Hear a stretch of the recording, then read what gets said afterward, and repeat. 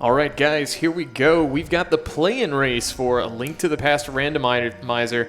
We've got top 11 people here. Top 9 are going to advance into brackets. My name's Dante, and I'm joined tonight by Rick. How you doing tonight? Doing very well. Pleasure to be here in Virginia here for SpeedGaming Live. We've got on our screen Mr. fcoughlin, the creator of the Zelda 1 randomizers, SMB3 randomizer, which is also going to be a part of this event here.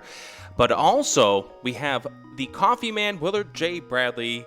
These two runners here, they met up in groups. Nice little rematch here in the play-in race. I think we're all set and ready to go. So we'll go over the details about this in just a few moments. This is going to be an open seed. Our runners are set. They're ready to go. All right, let's count them down in 5, 4, 3, 2, 1, go. All right, and our runners are underway. And we start ourselves in two different locations here. As we see WillardJBradley heading on over towards Check the Uncle. We got ourselves our map check, and I see two crystals up Para and Eastern. What did you see over Desert Way? I believe that was a crystal as well. But it was nice getting that flute in Link's house, so that's going to be pretty convenient to start this out. Absolutely. So this is a play-in race. 11 people are in this race. We have 3 different sessions here. We've got 2 here in this stream right now. That would be Fred and Willard. We got a whole bunch of other runners. They are in the other 2 of the tournament rooms. Top 9 move on to brackets. Oh, yes. So just to give a quick breakdown of who's in that. As we see Fred doing the Houlihan room right now. So cross product, Ace Zero, Supernin Taylor, Jet 082, Thalane, Korek, Sir Linkalot 777, Solsky, Jay Coper, and the 2 you see here, WillardJBradley and Fred. So as we said, top 9 are going to advance, so that's where you want to be tomorrow, top 16. Absolutely. So what we end up seeing here is Willard beat Fred in the group stage race here. So Willard has that leg up, and I believe that race came down to Willard finding the swords a whole lot earlier than Fred. Yeah, that's an advantage like that can come into play quite a bit. Yeah, especially if there's things in Turtle Rock or Misery Mire, because you need to have sword to get in through those. Oh yeah, most definitely. Getting a first peek here at the race game, and it looks like we do have a sword, speaking of. So Fred's going to be the first one to get the sword this time around. We mentioned that just a moment ago. Yeah, that'll be a nice little weapon to have along the way. Willard checking out bush crabs, just a single green rupee for us tonight. But we're going to get that first peek of that lumberjack ledge. Oh boy, anxiety tree. Let's see a fetch quest here. I'd love to see a fetch quest. Oh, flippers. All right, so flippers most likely going to be required. You know, there is that outlying chance that Ice Palace and Swamp could both be a pendant, but we'll have to wait and see. Yeah, absolutely, and something like that, you know, getting the advantage of knowing that the flippers are going to be there, you know, the question is, can you gain something out of a sequence break? Oh, yeah, indeed. All right, so Fred going to be going into the library here, just $5, so we won't be seeing that again. There's our Moon Pearl over on Willard's side. That's going to be on the ground here in Lost Woods, so that's 1/3 of our access to Dark World. Yeah, well, we now know where 2/3 of the access to the Dark World is right now, all things speaking. I mean, oh, yeah. All we need to find is a cape somewhere. That's not a cape. You know, what goes through your mind when you see that it's going to be an Aghanim seed like that? Yeah, you see something like that, and it's like, okay, I wanna make that play as soon as I can, but you don't want to do it too quickly. Obviously, you know, doing Aghanim's Tower is going to be faster with boots, so and you're going to need them for that item anyway. Oh, for certain. And so you obviously also know that the flippers can't block the boots. That's true. So those sequence breaks, you know, going, you know, to Hobo or the Waterfall Fairy, so on and so forth, those are probably the best place to make right now. Still could pay off, though. Yeah, well, they're getting the early flute. We get to go ahead and hear the flute song. Yeah, so having that fast travel is going to be very convenient. I'm sure Fred will make the play into the house here shortly on that next save and quit. But we're going to get our first check here of the well. Yeah, inside the well, 5 chest and hookshot is a very nice find. Now that does open up all of Death Mountain when we do get to that You have the flute, you have the hook shot. There you go. That's like 7 additional Exactly. items. You can get 8 additional items if you include Spiral Cave, but you know how I am. I don't know about Spiral Cave. It's a foreign subject to me. Yeah, having the hook, I know we mentioned that outlying chance of swamp and ice potentially being, pendants where we wouldn't even need to go to them. But yeah, having that hook, it's always nice to see that this wouldn't be too trolly of a seat for these guys, given the stakes at hand. Oh, absolutely. And, it's not like we only have like the top 3 moving on to this thing. We have the top 9 moving on, so there's a little room for error, but both of these runners want to get a leg up on each other. Because here's the important thing about this. We mentioned that it's going to be the top 9. Right. This is for seeding. Yeah, that's very important, too. So you do want to put on your best performance here.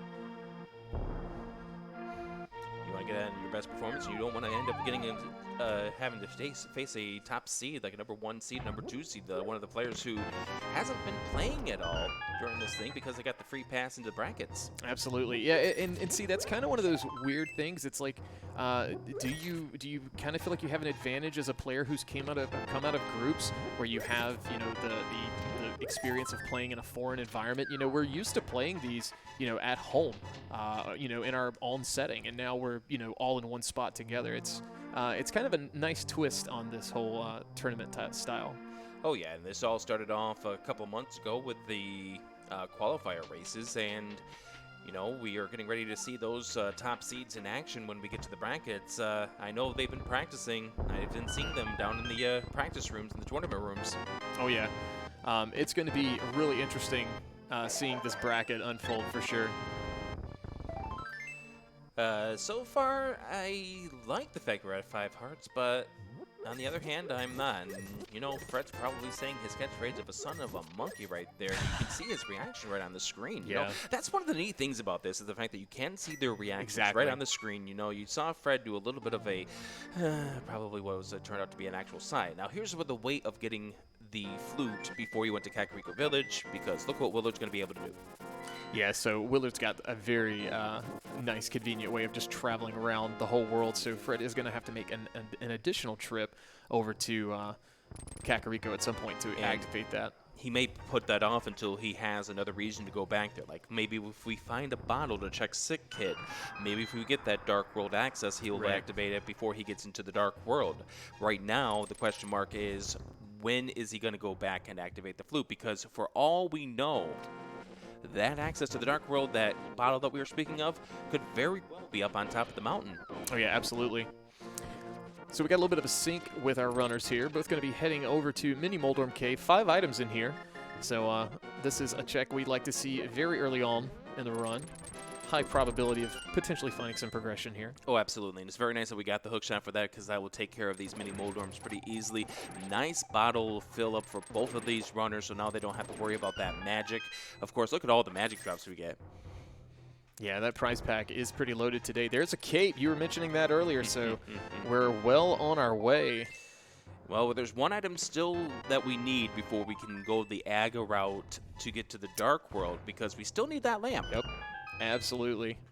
All of these runners here, I'm sure, are confident to be able to do, a Dark Aga Tower, but you don't want to do that. The logic's going to point you there at some point. So a Dark Room is always going to be slower than a Lit Room. Now, interesting move here by Fred. He is skipping out on this Ice Rod Cave.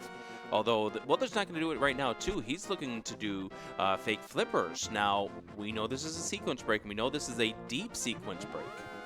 Yeah, and, this could pay dividends still. Having that pearl, just because these, these items are flipper locked, we could find something of, late game progression here, and it would benefit him greatly. Oh, absolutely. So Fred's going to go ahead. He's going to activate the flute right now. Does he go up to the mountain? Willard will find 10 arrows, and, well, there's another sword upgrade. Ooh. So that's going to be Master Sword, should Fred decide to go the same route. Yeah, and, that kind of plays into having that cape, of when we're going to go to Aga, given that sword's behind those flippers. But it looks like Fred is going to be fluting away. We are going to the mountain now, so we're going to get our first checks here. Yep, so we found 20 rupees on the island, so nothing that was flipper blocked of significance just yet. Yeah, obviously that sword is nice, but is it going to be required? We don't know at this point. We're going to check another couple of flipper block spots here. 20 rupees on Lake Hialeah Island. Now we're going to head on over towards the Hobo. Yeah, I like the way Willard set this up too, getting that water walking state much faster and easier to control than swimming. Oh, God, yes. So saving a good bit of time here to do this check out of logic. Absolutely. So Fred's heading up the mountain. He did another sequence break here by grabbing the old man. By the way, that was interesting that Willard did not go to the race game. Oh, that was close there for Fred. Oh, Ether is at the Hobo. So Ether could be progression. We don't know our medallion requirements just yet. It's still very early. Yeah, but we're still going to be a while from being able to check out those. All right, so let's see what Fred's going to decide to do here. Looks like he is going to go up the mountain first, so we're going to get a peek at Spectacle Rock, what's on top, what's inside, and then we'll be using that hook shot most likely to be heading on over to, Paradox Cave. Good chunk of items there. Absolutely. So one thing of note here for those who haven't seen a Link to the Past tournament race here at SG Live, we are running without any hint on. So Fred not going to check the stone there because there's going to be nothing there. It's going to be a joke hint, but he definitely wants that half magic.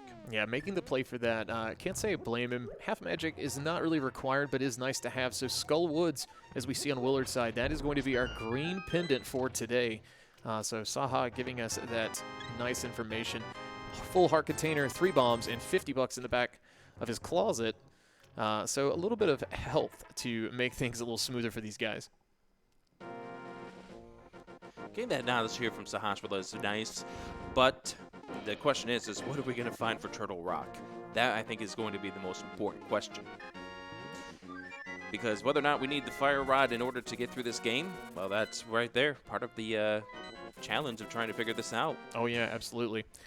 Willard looked like he was going to be heading into Eastern, but did decide to use that flute, and now he is on the mountain as well, so following in Fred's footsteps a little bit here. I think that makes sense here not to go into Eastern. You don't have the bow, you don't have the lamp, you don't have the fire rod. Fire rod would put maybe Eastern Palace in logic depending on what's in that big key chest. Yeah, depending on where the big key is, yeah. that vanilla chest with the new logic here in V31 advanced placement, you can go clear that with Fire Rod logically. If that big key's there early, but there's the mirror, that's going to be huge. I was getting so ready to see that in Spiral Cave, and I was just going to groan at whoever rolled this seed. There are people who know about me and my troubles with regards to that, and it's well documented. Now, that mirror does open up access to the Tower of Hera. Whether or not we're able to beat it, well, that's up to where that big key is located. And yeah, we don't have a fire source just yet.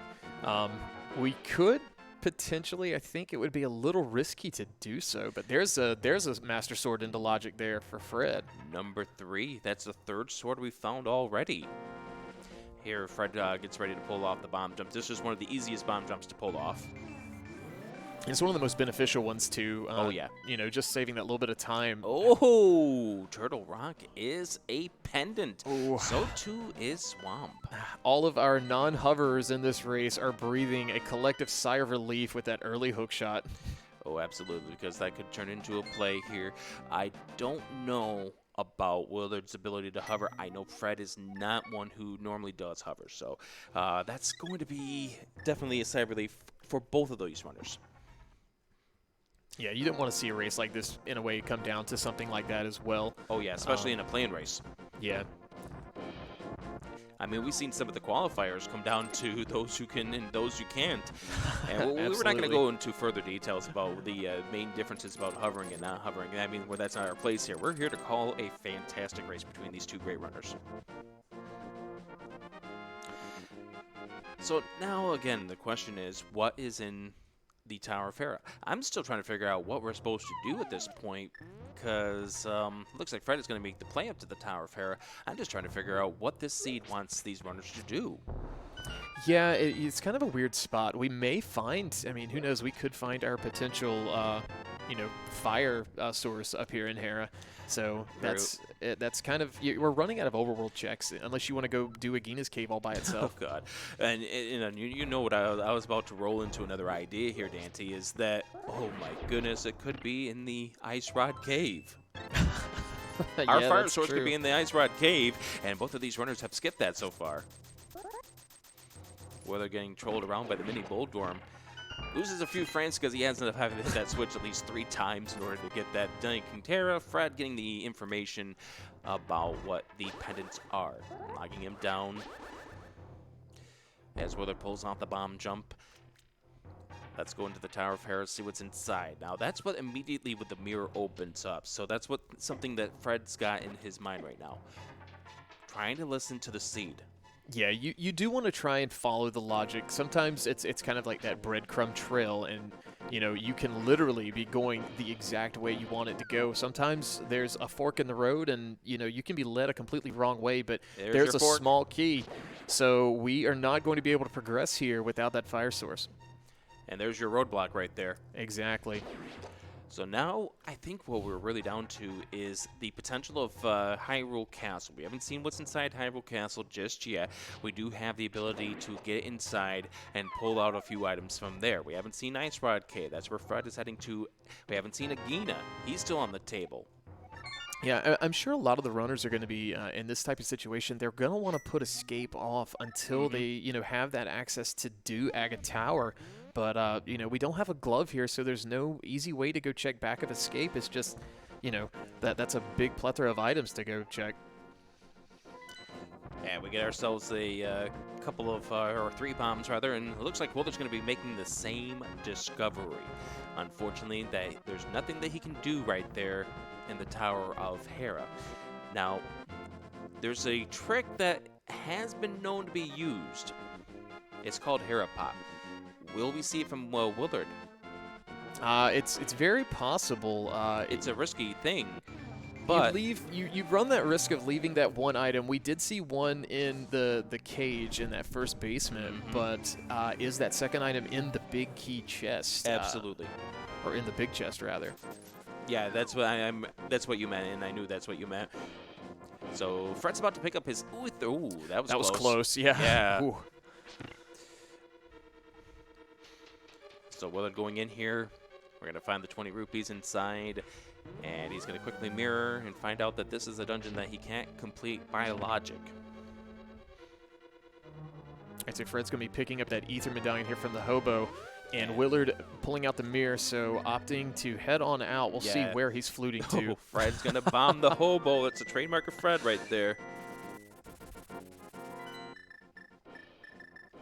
Okay, now where do we go? Of course, Willard's going to go and check the Ice Rod Cave. We just saw Fred do that, find himself get 3 bombs for the price of 1.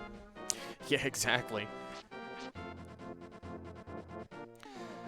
So Fred here is going to be picking up a tempered sword very shortly. And he's also going to be making a check that Willard was unable to do. It's also still a sequence break because we do not have the gloves, nor do we have the flippers. We know where the flippers are.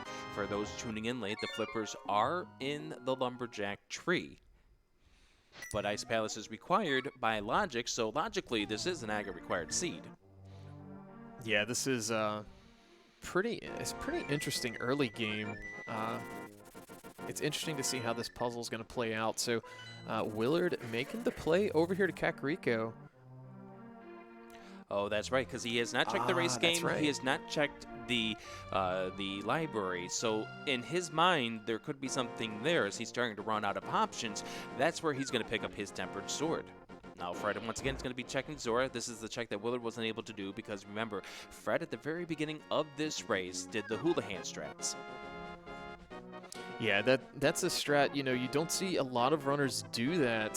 Sometimes it's beneficial here in a group race, but hello! Oh, there's the boots. Suddenly we're going fast. So that's partially what we need. It's unfortunate for Willard here that he is not able to do that check just yet. He could now. Yeah, he can now with 573 rupees. Now, Fred's going to be able to go a little bit fast, but this only unlocks 1 check. Now, I did not remember what was inside the library. Library, I believe, was a trash item. It was just $5, if I recall. Now, also remember, Fred here does not know what's inside the lumberjack tree at this point. Bombos. All right, so the puzzle now opens up a little bit more. We have 2 medallions that were flipper blocked. Oh, and is Fred... Yeah, Okay, he's it got to looks check like he is it going now. to go check it. He's got to check it now. I Okay, mean, Willard's making the play here. This is going to be the play into Escape. And given what he knows so far, I like this play a lot. It's literally, I think, the only thing he has but Agina. yeah, Begin is the only check that we do not have right now, except for Eastern Palace. Oh, that is true. Yeah, we haven't dived in there yet. And Fred's going to leave a bomb at those flippers. Sorry, you can't pick those up right now. You have to go to Aghanim in order to get those. We've got a nice, considering we're getting ready to have an Agus seed on our hands, I'm sure we're going to see a lamp here very shortly. But, this is a pretty nice item layout to have, honestly. Tempered Sword already is kind of a commodity at this point. We got ourselves the Fireball Shield. Great for blocking fireballs and pretty much nothing else, and getting picked up by what are those called? Pickets? Yeah. Now, is Fred going to go into Eastern Palace? That's the next question here. He doesn't have to spend a bomb thanks to the boots.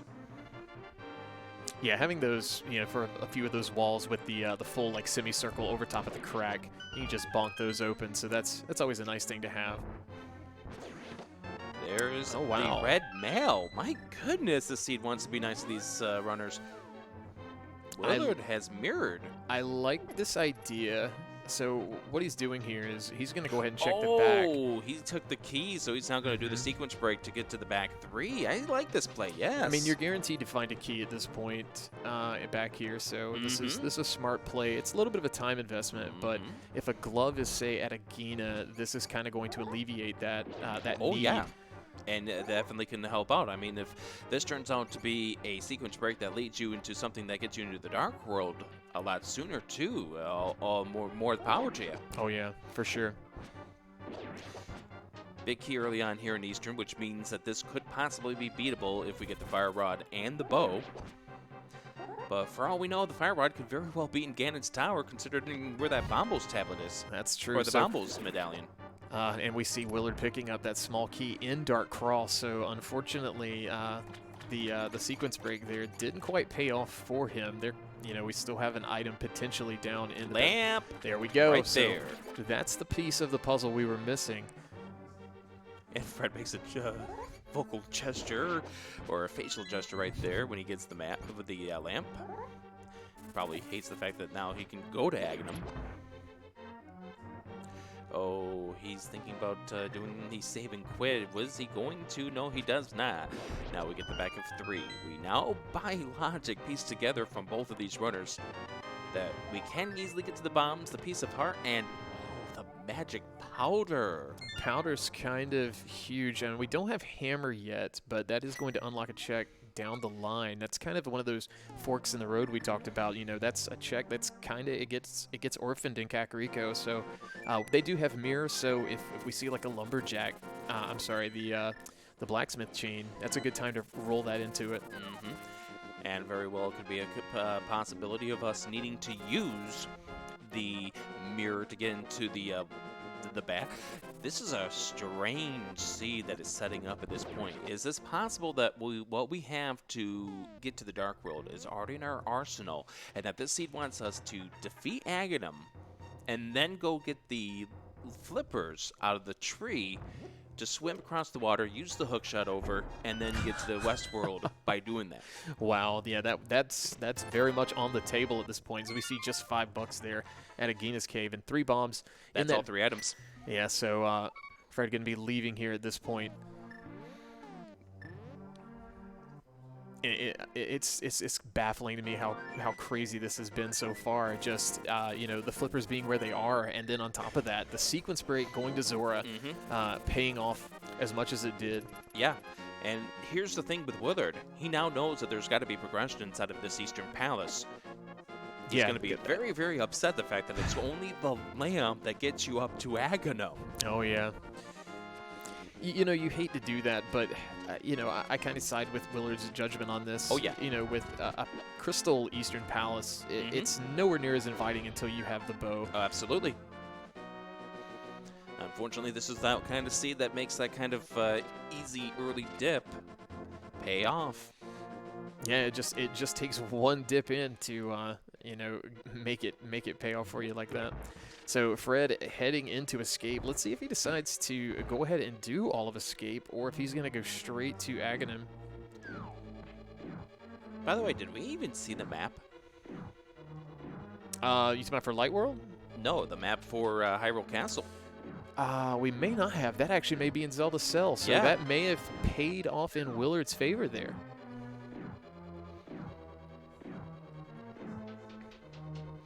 All right, so Fred is opting to go ahead and do escape. So there's his fire shield. Yeah, this makes sense at this point. I mean, if you get something of that nature, then more power to you. Now, I'm trying to figure it out here, because if you also remember, we need to have the boots to get the flippers. The flippers Exactly. are at Zora. So that means there's got to be a glove somewhere in the early part of the Dark World. Yeah, Glove's got to be showing up sometime soon, and most likely it is going to be somewhere in Dark World. That, you know, the question you have here is, you know, what's going to be on Pyramid Ledge? You know, if we get a hammer there, you've got all of South Dark World, and then you've got another one of those forks we talked about, Pod and, you know, South Dark World. So only time's going to tell for these guys. We will have to wait and see. But Willard going to be, or does have this lamp now, so knows that it is potentially time to go do Aga.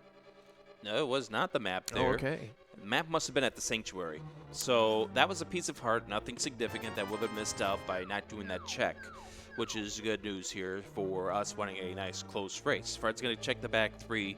He's going to, of course, get the key first, and then he's going to check the back three when he finds out, hey, look, I can get to the back three, but at that point, he is down to Agina or Aghanim. I wouldn't be surprised if Fred pulls the trigger here in the Hyrule Castle.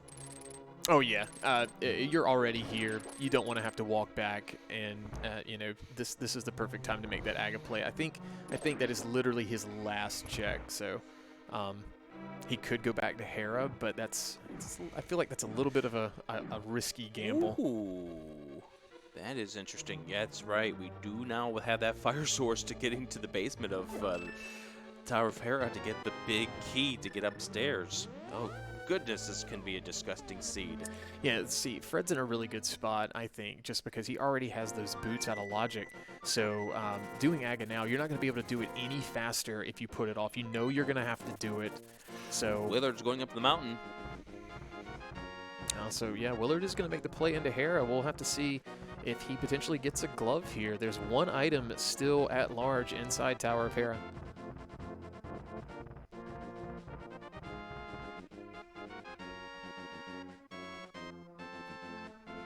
All right, so Fred making the play. Here we go into Aghanim's tower while Willard is climbing the mountain. And the seed kind of hinted at this being an Aga required seed, not even based on the fact that they had the flippers and the lumberjack tree, but by the fact that we had 3 swords and the cape and an early lamp as well. Yeah, that's, man, this seed, so much early game shenanigans going on.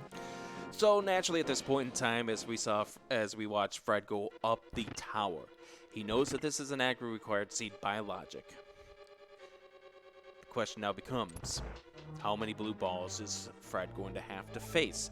We know that Aghanim isn't exactly a nice fight, and it can be even worse if Aghanim decides to throw multiple blue balls at you. Yeah, that's true, and that could take up a lot of time potentially. And I've been trying to think about it for a little bit, but you know, considering we've done a lot of those checks out of logic as far as the flippers go, you know, with Swamp being a pendant, you know, oh goodness, there could be a runner that potentially gambles to not ever get those flippers. And if we were to find, you know, our Dark World access or a key to it here in Hera, that could be big too.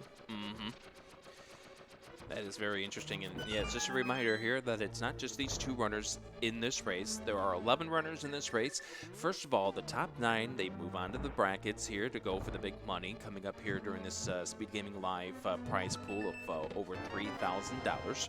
But on top of that, we are also going to be watching these runners go for seeding purposes. Who do they have to face in round 1? Yeah, you want to seed as high as you can in this play-in race. You don't want to potentially have to play one of these top runners that got the auto buy into brackets early on. That's that you've gone through the stress of having to go through a play-in race and then having that loom over you as you sleep tonight. Going into tomorrow is kind of a big task. And we know there's a lot of strong runners in this side of this race. You gave the entire list at the open of this race. Piece of Heart, the second item. Yeah, that's so. And Willard pulled out his bombs. And I think for a moment there he was thinking about it and then realized that's 1 and 2. We saw the 20 rupees down in the basement. In that first section of the basement at the very beginning of our first trip in here. Yeah, very heads-up play there to recall that before actually going through with it and potentially wasting some time.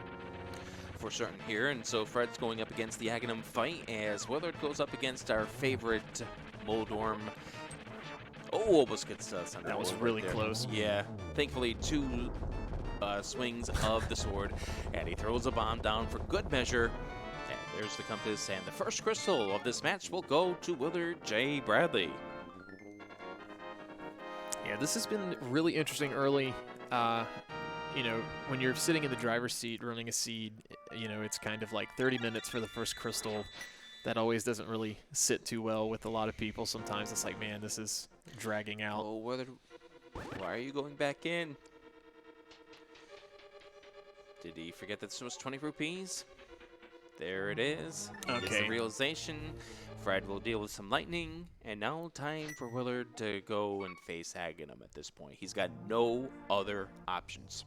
And I was about to say I didn't know how many hits Fred had gotten in there, but looks like that was his 6th. Was that a perfect 6 for 6? I think he did get 1 blue ball.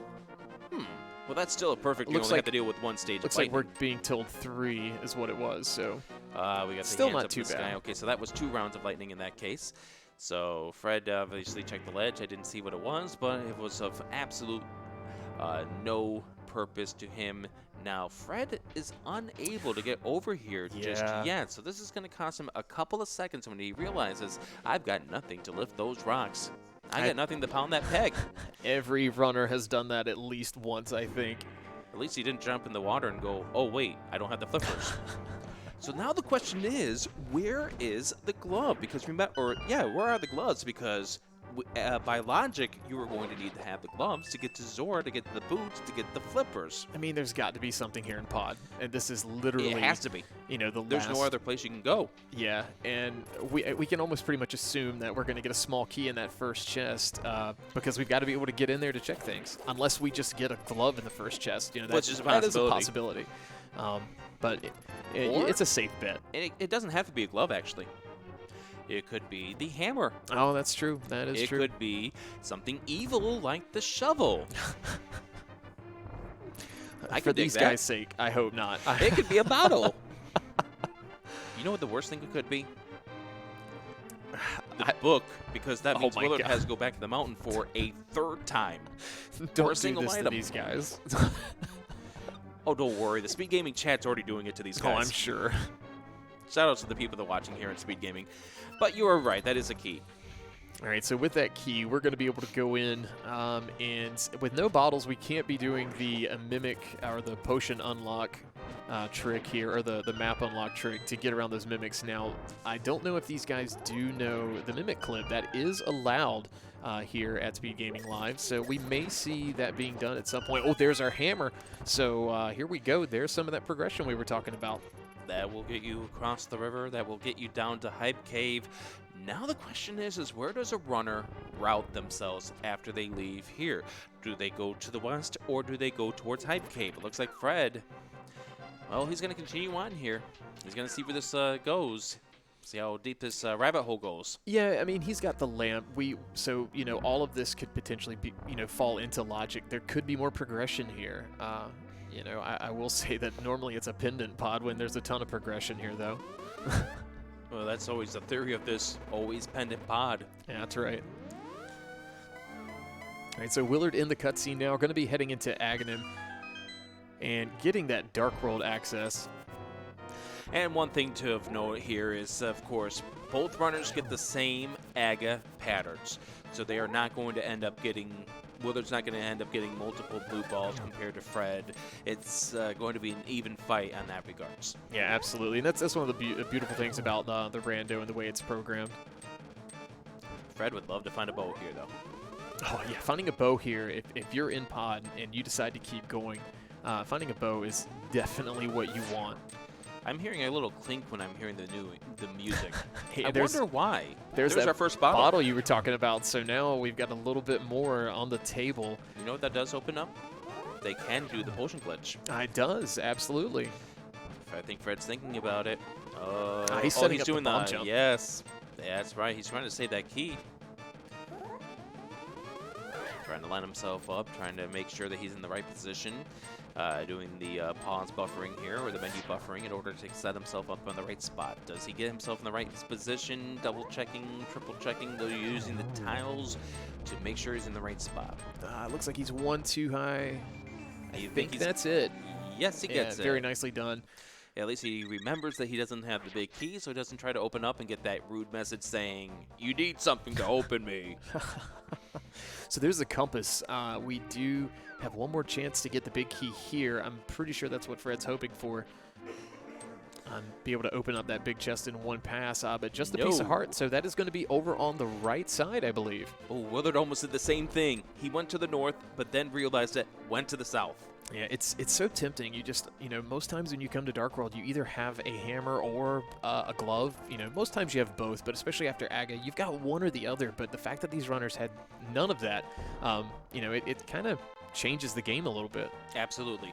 So Fred is heading here to the sick kid. What does sick kid have? A little bit of love. Just a heart piece there, so leaving a bomb on him. Poor sick kid. We should take a count of how many times Fred leaves these bombs behind, whether he throws it in the water or leaves it with the NPC, whatever the case might be. He is going to check the magic bat, because that's now one of those things that lingers in your mind. Why did I get this magic powder when I did? Yeah, I like this play here since he was in the area. If a glove comes up here, that's going to give him really quick access, into the Village of Outcasts and Thieves Town area. But the answer is more love. So now I feel like Fred's in a tough spot. The only way to get to the Village of Outcast area, given his current equipment layout, is going to be, going around the world like you were talking about, hookshotting across. Actually, I was going to say I wouldn't be surprised if at this time, because Fred's in the light world, he gets the flippers, but he has chose not to at this point. So he's going to go into the dark world. The only way you can get into the dark world at this point, through the castle gates. So the question is, does he go north and then west, or does he go south? Yeah, you're in a position where you've got 8 items to the south. All overworld checks, or you could. He does have hammer, so Thieves Town fully clearable. Looks like he is going to be heading north, so it's kind of a scenario. You kind of always want to be clearing dungeons. And the other thing is that he can check King's Tomb because he does have the boots. Very true, yeah. And while he's making these checks, he can also get the flippers out of the tree when he ends up heading over towards the Bumper Cave. Yes. Yeah, we can get a peek at that, too. Well, we could pick it up if we need to. We've got that cape from earlier. We kind of forgot about that cape. All those swords kept showing up. Yeah, absolutely. But our tracker reminds us that he does have that cape. And what do we have inside King's Tomb? It is just 20 rupees inside.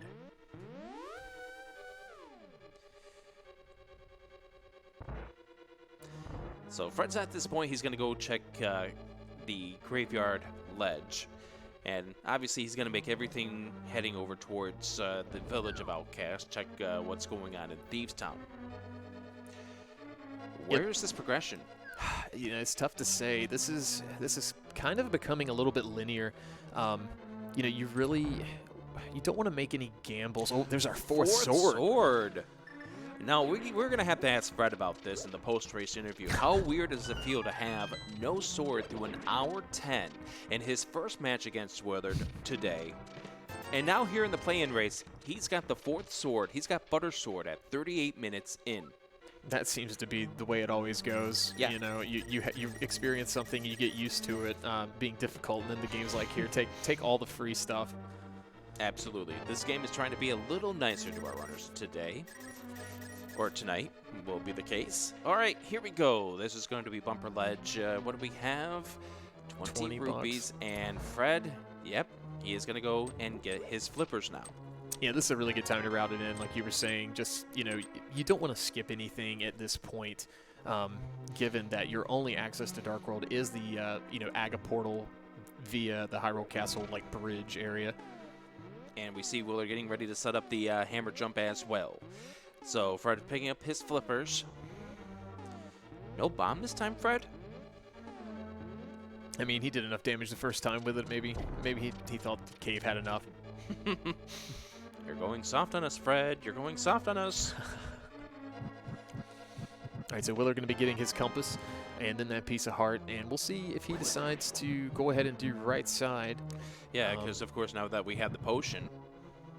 It's a scenario where you may just want to do what Fred did and follow the logic here.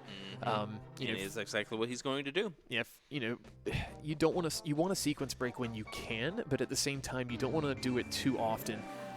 You know, Fred's already had one sequence break pay huge dividends for him with having those boots. So if you keep gambling, then it's not always the best thing to do progression-wise for time. Absolutely, and that's one place there where Willard is definitely losing some time at this point. Willard's heading down towards the swamp portal. Now, you're going, oh no. Why are you going, oh no? He doesn't have a glove. Yep. And he realizes his mistake. He heads to the north and gets in the way he's supposed to. Fred here trying to figure out what's in this first section of Skull Woods. Remember, Pinball Room in version 31 is not guaranteed to have a key. Yeah, and I like that. Speaking of, it has a key, but it's the big one, and that's one of the changes here with V31. So the way he had that, though, routed it very nicely done, being able to mirror back to here. So, and going to be using that boots trick to get that bomb jump. And just a map, though, for that big chest. Yeah, that pays off huge dividends right there, that map. Now you know how to get to the dungeon boss. All right, so Fred opting to not do the middle portion of Skull Woods until we potentially have a fire rod to get all the way to the back. And we do see ourselves a routing divergence here. Now remember, that was the north versus south choice. Does Willard find something good here in Hype Cave? Now, if Willard finds a glove here, that could be potentially, you know, a little bit of a routing, I'd say, advantage, per se. It will be a little bit, I think, before Fred gets there, but there's a heart container, 3 bombs, 20 bucks. There's the glove. All right. So now he can get into the Dark World the way he had intended to before realizing his error. Fred's heading into Thieves' Town. Now, not having the glove in Thieves' Town only hurts because you got to route it a little differently because of the 2 stones. Yeah, there's only one really big room change there. You're going to have to kill 3 enemies instead of just picking that one rock up to go south. And then you do have to, it's a few more screen transitions, so it's slower, but, you know, I guess the time, it's difference here. Yeah, the time difference here, especially with Fred having boots, it's basically going to be negligible at that point. Yeah.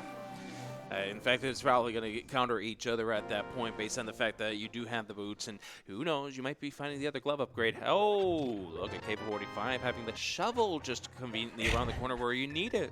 And if that's where you're going to find shovel, or if you're going to find shovel, that's exactly where you want to find it. Oh, absolutely. So in this first section of the Thieves' Town, he got 2 items out of 4. Yeah, nothing of progression there either, so... you know, we're going to have to clear it anyway, so we're going to clear this place out, see what the other 2 items are. There's 20 bucks on Stumpy for Willard. And he digs the light Dark World version of that. We might need to give Willard some more caffeine. Nope, you don't use your bottle there. I mean, you could use your bottle there, but... Might be a little bit of a waste, but... Yep. Yeah, I like what Willard did there, setting up that mirror portal, rather. Saving a little bit of time that way. And Fred almost getting that God Pixel, as it were. Yeah, he was a little too late going. And now he's getting pinballed around. Yeah, unfortunately. And now the Anti-Fairy deciding to take a trip over to the right side, making it a little easier for him. Yeah. But what we mean by the God Pixel is that if you dash at a particular position, you got to be in the right spot. You can go right through, take no damage. And unfortunately, he, like I said, I think he started it way too late. And by then, those little invisible thingies, I don't know what they're called, but they're annoying, and they got in his way. 20 rupees was the prize at the digging game for Willard, and Fred found a map upstairs. I didn't quite catch how many digs that was, but it definitely wasn't a quick turnaround. It wasn't the longest that we've had either. That's true. Now, Willard does have that glove, so going to be able to kind of rendezvous here and kind of meet up, per se, here with Fred inside of Thievestown area. And we see Willard, he's going to be making the same checks that Fred did a few moments ago. Check the magic bat. He's going to check the sick hit. He's going to get half a life. Yeah, and heads up play here by Fred. Didn't even try to pick the rock up, going right for the enemies. I've done that before. Knows exactly what he needs to do. So, almost taking a fall there thanks to that jelly. But going to go ahead and pick up the big chest while he's here. Yeah, you might as well while you're on this section here. Piece of heart leads him there. I know at some point in time that Fred would like to get those gloves. But the way he's rounding this at this point, I wouldn't be surprised if he finishes the Village of Outcast checks here and then makes his way counterclockwise to Hype Cave. Yeah, most likely that's going to be his play. And I'm trying to see, you know, we've got a couple more checks here in Village of Outcasts, but the only thing that's really opened up is that glove. So, just trying, I mean, we could do Catfish. That's kind of out of the way and, you know. Well, Catfish, but also logically, this does open up the flippers. That it does. Which now opens up Swamp Palace. Oh, that is true. I forgot we had Hook. It came so early. And we made that mention that we may not need the flippers, but it's starting to look like that may be the next play. Absolutely. And sometimes the seed likes to give you things for a reason. A lot of runners like to attach to that effect there. Why did the seed give you the hook shot? You could get to the right-hand side, but what did we find on the right-hand side of Death Mountain? Not a whole lot. Yeah, it's kind of, I'm in the mindset as we see a great fight here from Fred taking down Blind. I'm in the mindset of thinking, all right, so one thing is going to lead to the next piece of progression, kind of the breadcrumb trail we were talking about earlier. And that is the first crystal pickup here for Fred, putting us at one crystal apiece. The big difference is the Tower of Hera, which is not a huge dungeon, and I have a feeling Fred's going to be waiting until he gets the Titan's Mitt before he makes his way back into that dungeon. Yeah, absolutely. So we see him now doing a high five with WillardJBradley at the chest game, and 20 rupees was the prize here. He had to spend 30 to get 20. A little bit of a, diminished returns there. But here we go. We're going to get the check of the simultaneous breweries. Just 3 bombs. Absolutely, 3 bombs inside. Not really what you wanted to see, and I have a feeling we're going to see the swap of these runners right now. Willard is going to go into Thievestown. Fred is going to go and do that counterclockwise stuff that I was just mentioning just a few moments ago. Yeah, we'll probably see that same race gameplay. I mean, like I said earlier, you don't want to be, the way this is kind of panned out, there's nothing you really want to skip. There's no real gambles these guys could take, given the way this is played out so far. You know the neat thing about Fred's routing?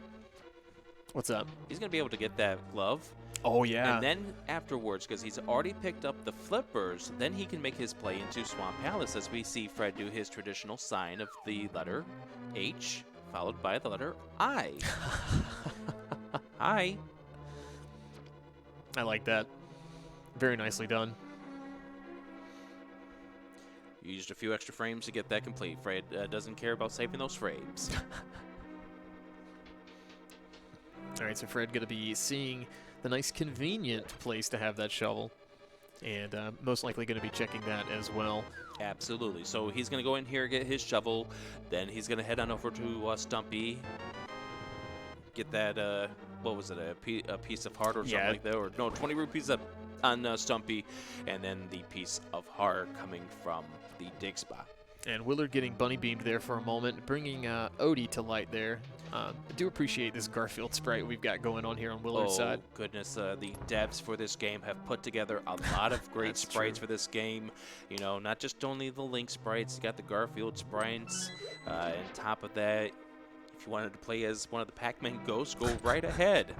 You want to play as a bunny? Go right ahead. We even have the If you mouse cursor. If you want to bomb Stumpy, go right ahead. If you want to play as Rocco's Modern Life, go right ahead. Shoutouts to the devs of this game. Yeah, we wouldn't be here doing this if it wasn't for them. So absolutely, I know all the runners do appreciate all the work that is done behind the scenes for this game. Oh, for certain. And a great player pool, and that was just showcased here by the fact that we've had a lot of great runners in this tournament, and a lot of great runners in this playoff or play-in race. So while we see the next decision from Fred, a little bit of information about what's going to be happening here over the next 2 days of SGLive2019. We get ourselves down to the field of 16. It's going to be a quarterfinal, or rather a round of 16 bracket, starting things off tomorrow, and these runners are going to have a lot of fun. As Fred does make the play that we're mentioning, he is going into Swamp Palace, but we're going to start with a round of 16 tomorrow. Some of the matches here on Speed Gaming. A lot of other great things going on in the tournament room here at the SGLive2019 in Herndon, Virginia. Yeah, I mean, you mentioning this routing, the way he was routing this earlier, this actually is playing out for him really solidly. Especially since we didn't see any of the progression in Thievestown. Yeah, exactly. And, there's the off chance that there's something on Catfish, but there's so much density here compared to Catfish. This is, I think a lot of people, if they're on this same route, they're going to make this exact play. There's just no reason not to. Absolutely. So we see Willard, he's going to go get this, finish off this Thievestown. This is going to be his second crystal. Yeah, and we are doing 7-7, defeat Ganon as our goal, so we will need 7 to get to Ganon's tower, and we'll need 7 to beat Ganon.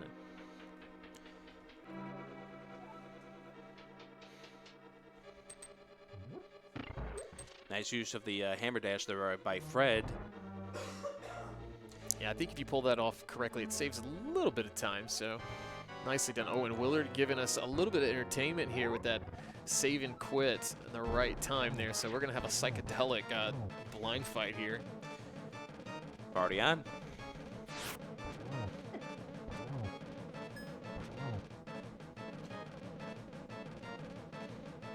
I'm blinded by the light.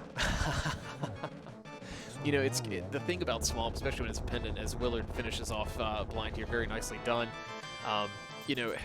Swamp takes so long to get to that first chest, or the plethora of chests for you to make checks, and that's that time when you're stressing of whether or not this is actually going to pay off. Yeah, but at this point we have really no other clue where this can be. I mean, there's still at least one item that we can get to inside, or at least one chest we can get to in Skull Woods. That was the vanilla big key chest that we haven't seen. You mentioned Catfish as well. Yeah, so Fred gonna go ahead and do left side. I like the idea here. If you're gonna full clear it, you might as well go ahead and do it this way. I think it is a little faster to use that key instead of having to make the multiple trips around. And if he gets the big key over here, that'll be even, a smoother full clear, per se, because he'll be able to get the big chest as well without a second dip in. So we'll have to see where that shows up. What do you think is the biggest item that we could find right now in Swamp? I don't know if it would be the biggest, but Mitts here would be nice. And yes. I say that because we could go ahead and check out our Misery Mire area, as well as go ahead and mirror to check out the Desert Palace. And that, with boots on Fred's side, that is full clearable. Yep, and that also gets us back up to Death Mountain, Dark Death Mountain. Yeah, absolutely. We have Hookshot, so Hookshot caves in logic. We can see what our medallion requirements are if we need one for TR. Hopefully these guys don't have to go into TR today. Oh, gosh. Especially with it being a pendant. Yeah. Yeah, TR is that one place that's just so far away, and when it's a pendant, it's always such a hard call to make. Absolutely. You do not want to go in there and find out that it's absolutely unnecessary. left side swamp has a bottle with a fairy inside of it, so that's bottle number 2. What else are we finding in here? Oh, there we go. There's our mitts. There is the Titan's mitts for Fred. That's going to open up that mire area, like we said, as well as Desert Palace. So a little bit of progression there, and as you mentioned, Dark Mountain. Yep. So Fred is not leaving here, and we are seeing Willard make the play here to check out what is at the big key chest.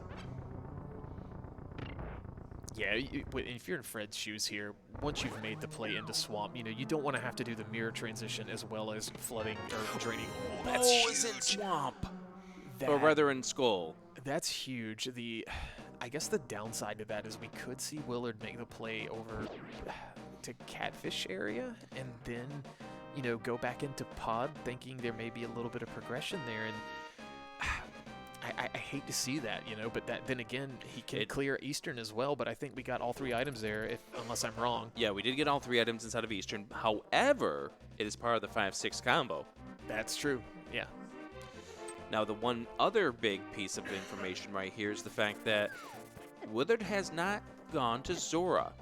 He needs the boots. Yeah, and, oh man, you don't want to, well, let's see. He definitely could check Zora the way he's going now. If he does make this Catfish play, that would be, huge for him. Absolutely. And maybe that's what he's waiting for at this point, is to route it together with Catfish. I mean, we already know that there was nothing inside of King's Tomb, so he's not losing anything out on that check at this point. Right. Oh, and the big key in Swamp only leading to the compass, so Fred going to have to head back down, and we'll see what Argus has for us. It's always fun to have to go to Argus, especially when it's not a green pendant. Yeah. It's a one of the red or blue pendants. But you made all the time effort to do full left side, and at this point you might as well finish it off. Yeah, you just don't want to have to go through all those transitions again, and at that point you would be last locationing it. Yep. This scenario with the 11 racers, every race in the group stage has been a 1v1, but with it being 11, and that's also playing in the role with what these runners are thinking. Exactly. You kind of, like I said, there hasn't been a whole lot of opportunity for gambles, but in group races, that's what you like to see a lot of runners do, and sometimes it pays off, and sometimes for lack of better phrasing, it blows up in your face, and but Fred taking on Argus here, doing a very nice job. Getting one of the spin cycles there. Should be able to go ahead and close this out pretty quickly. Yep, and he goes and gets his sword all set and ready to go. Needs to do just 2 sword spins, and Argus will be down. Yeah, very nicely done there.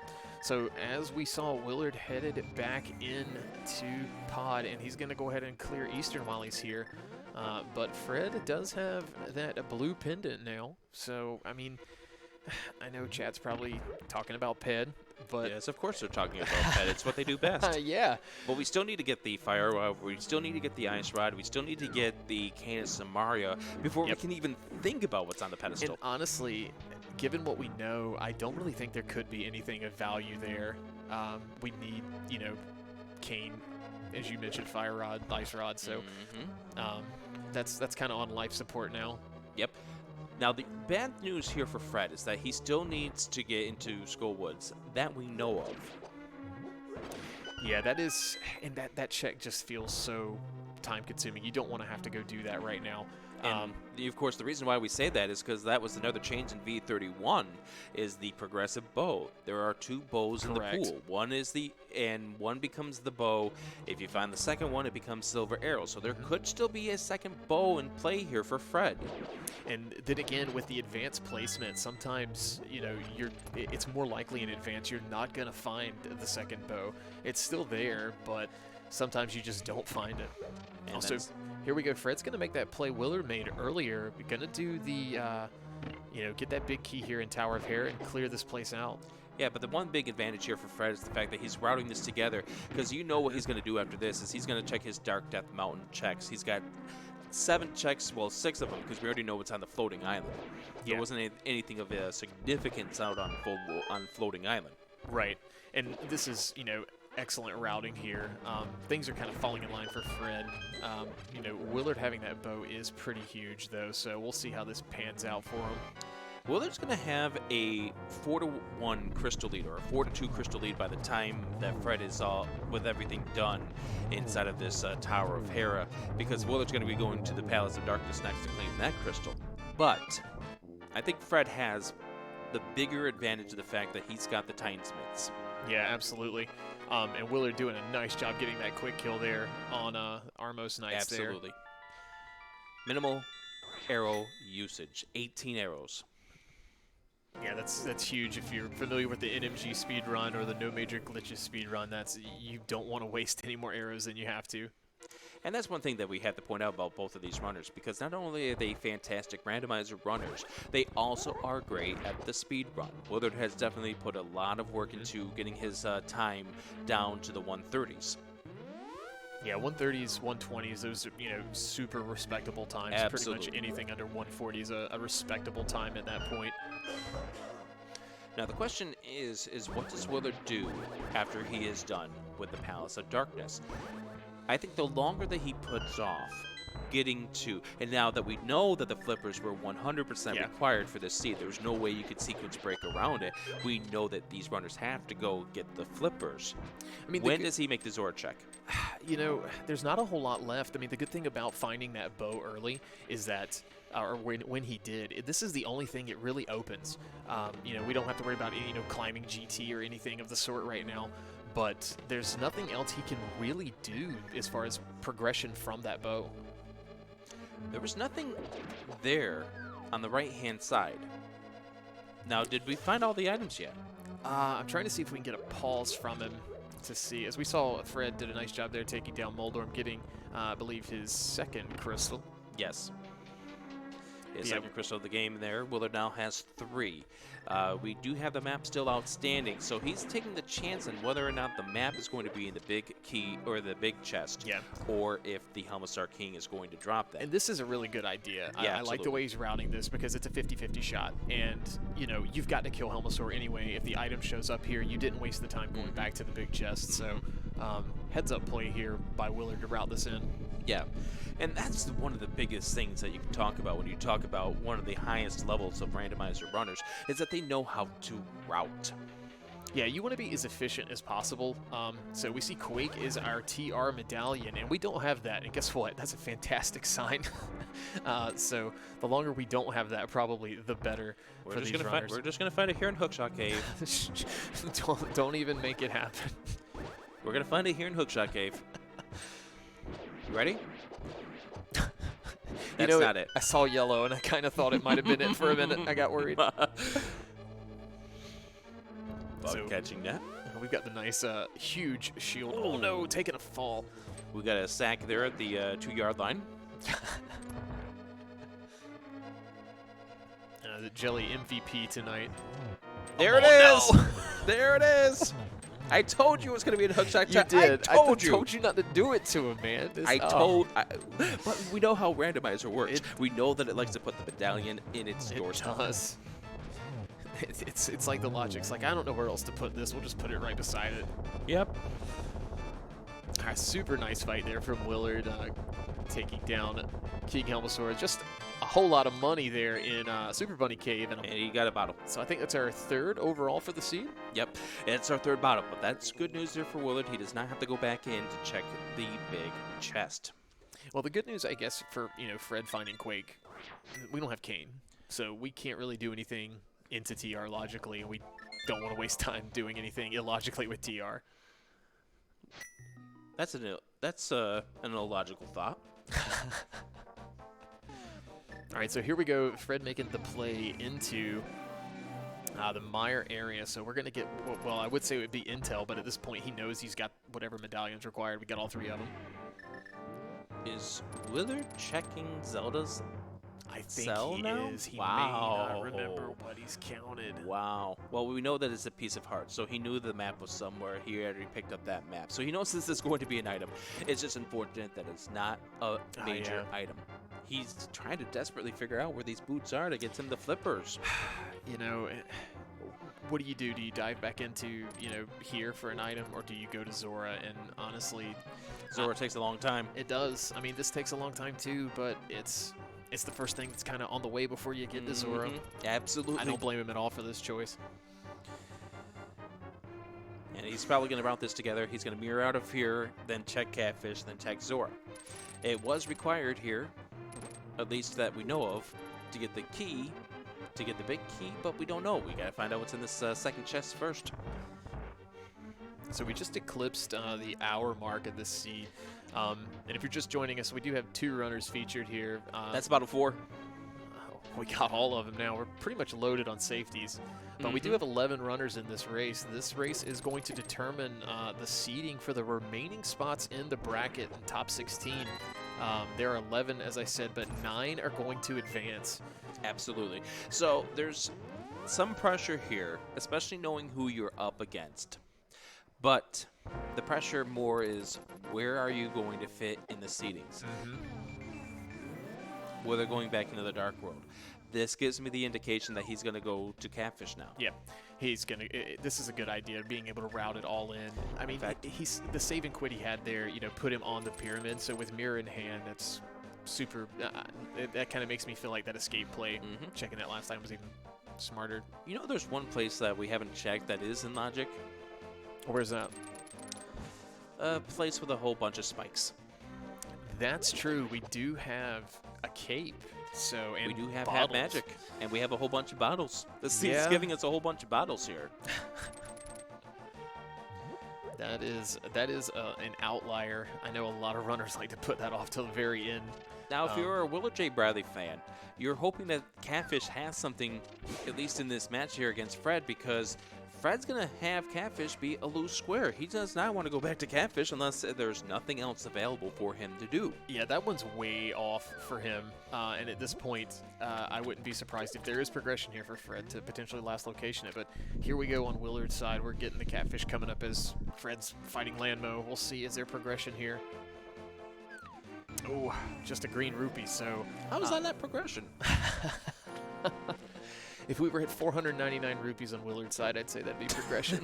Yeah, absolutely true right there. There's the crystal there pickup for Fred. Guess what?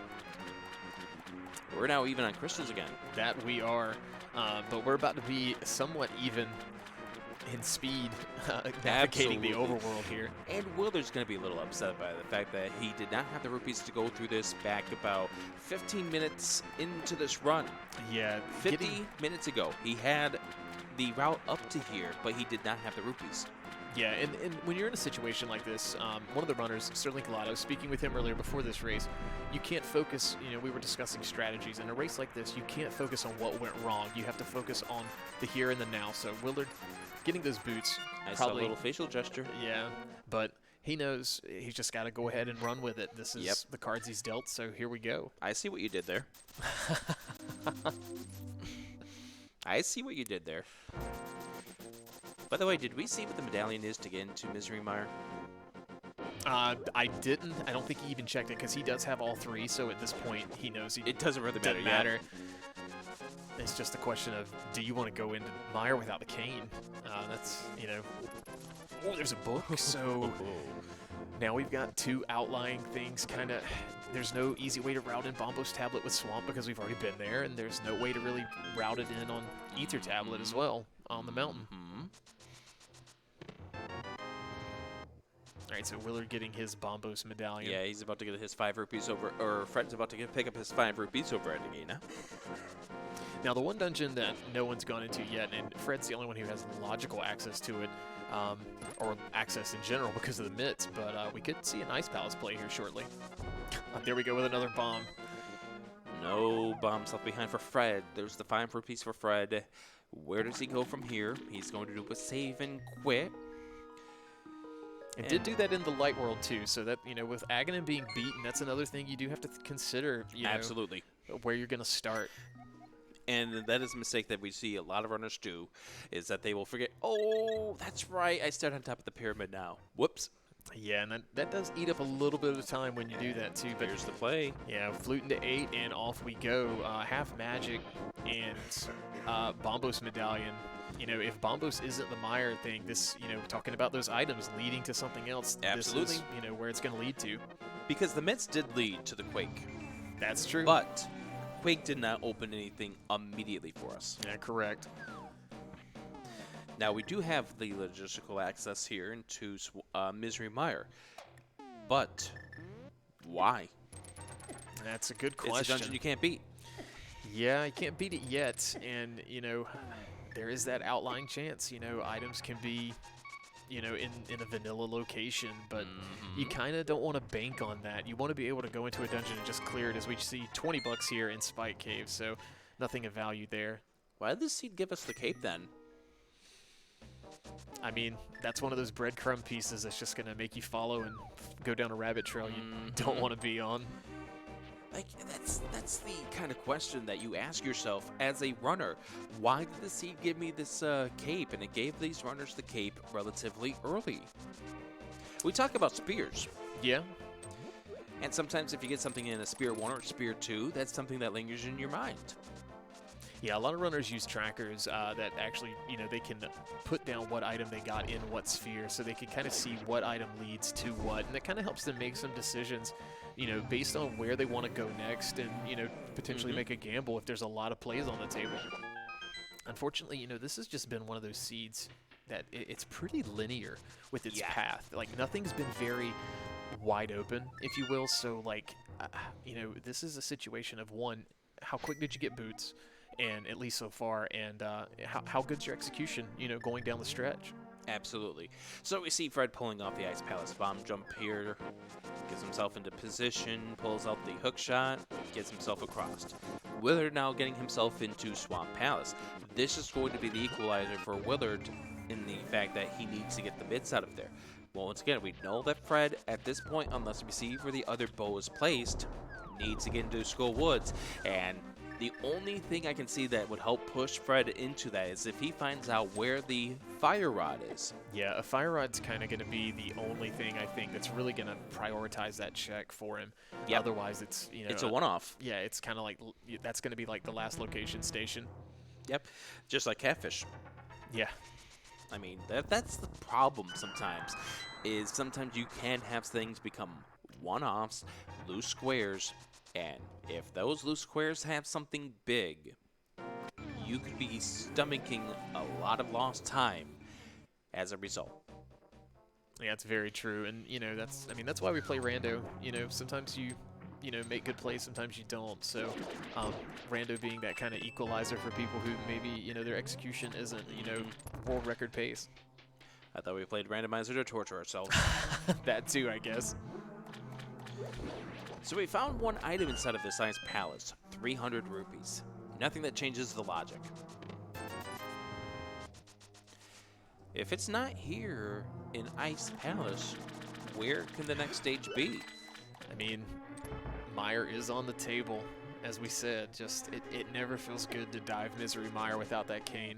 Well, the one thing here that Willard's going to have that's different than Fred's scenario is the fact that with the bow in hand, he has the access to the 5-6 crystals once he is done. Ah, yes, that is very true. Desert. And we get the piece of heart inside the Ice Palace. That's item number 2. So yeah, just one more to go here in Ice Palace. And, yeah, of course, we're going to need the crystal from here as well. Absolutely. So for those of you who are hoping for a pedestal seed, we can throw that in the trash right now. I'm sorry, we are not going to have a pedestal required seed. Yeah, that's as far off the table as it can be at this point. I look at our crowd here in Virginia. We got a few sad eyes here. You know, and, you know, Fred did get that book. You know, the mirror kind of led to that, and that's probably something that's going to be on his mind. And if those are kind of trash items as well, that's going to put that bow off potentially even longer than, you know, than it initially would have. And for all we know, the second bow could be in Ganon's Tower, which we're not going to be able to get to. Yep. Or it could be even a bigger jerk and put the other bow in Turtle Rock. Don't even play like that. I've already was right with the hook shot having the quake. Yeah. Well, Fred there doing a nice job in that room, almost taking a fall, but reeling it in. Oh, there's our third item. There's the gain. So now we've got our access to clear mire, and, you know, that piece of progression, I think, unless we see that second bow you mentioned, that's going to take him even further away from that chest. And here's the thing. We're in no mode. Absolutely. Yeah, that's basically go mode for the two runners collectively, but...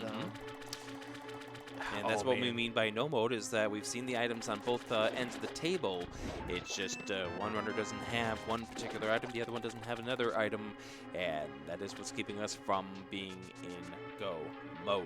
So Fred, if he gets the bow, we know he's not going to get it here, with the Cane of Mario being the third item. But if he gets the bow somewhere, that is his go mode. I wouldn't be surprised if he makes the play on the Misery Mire next to now with the Cane of Samaria in his possession. All right, so Cold Stare's shell is melted, and with Buttersword, this is a fairly easy fight, especially with Red Mail as well, so we're very over-equipped. Just a few slashes, and down goes Cold Stare. Nice fight there from Fred. He lost the timing there, trying to get him into the corner. If you ended up continuing to swing him over there, you wouldn't have him even leave the corner, but unfortunately, Fred lost the control of that fight. But it's still a solid fight overall. Did not lose his focus on beating him. Therefore, he gets the crystal out of here. Now, did Willard? He did not do left side. He did not do left side swamp. He's going to have to. So he's going to have to go back in that we know of.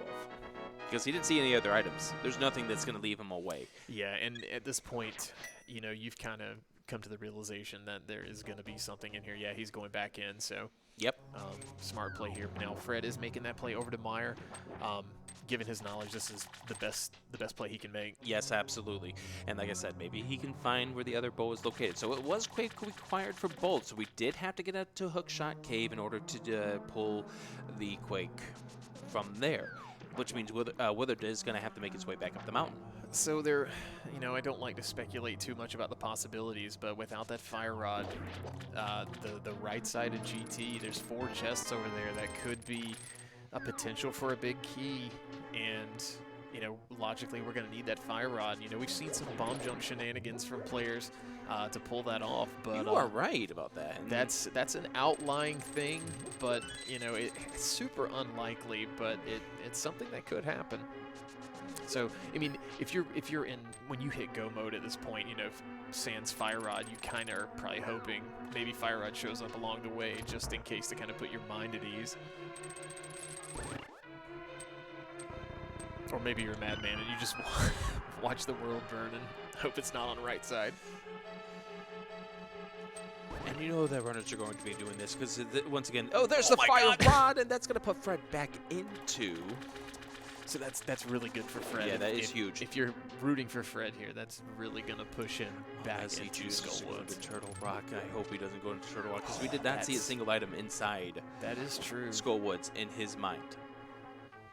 Well, I guess the other thing is there are technically 2 items, if you want to say that in a way, because we do have the green pendant on Skullwoods, so the potential but all he's going to get is the bow. All he's going to get is the bow at that point. Oh, yeah. He's going to check that big key chest, and that Cane of Samaria is going to help him out with that, too, with considering the fact that you can just lay the block right on there. You don't have to move the statues. Willard's about to pick up his mitts.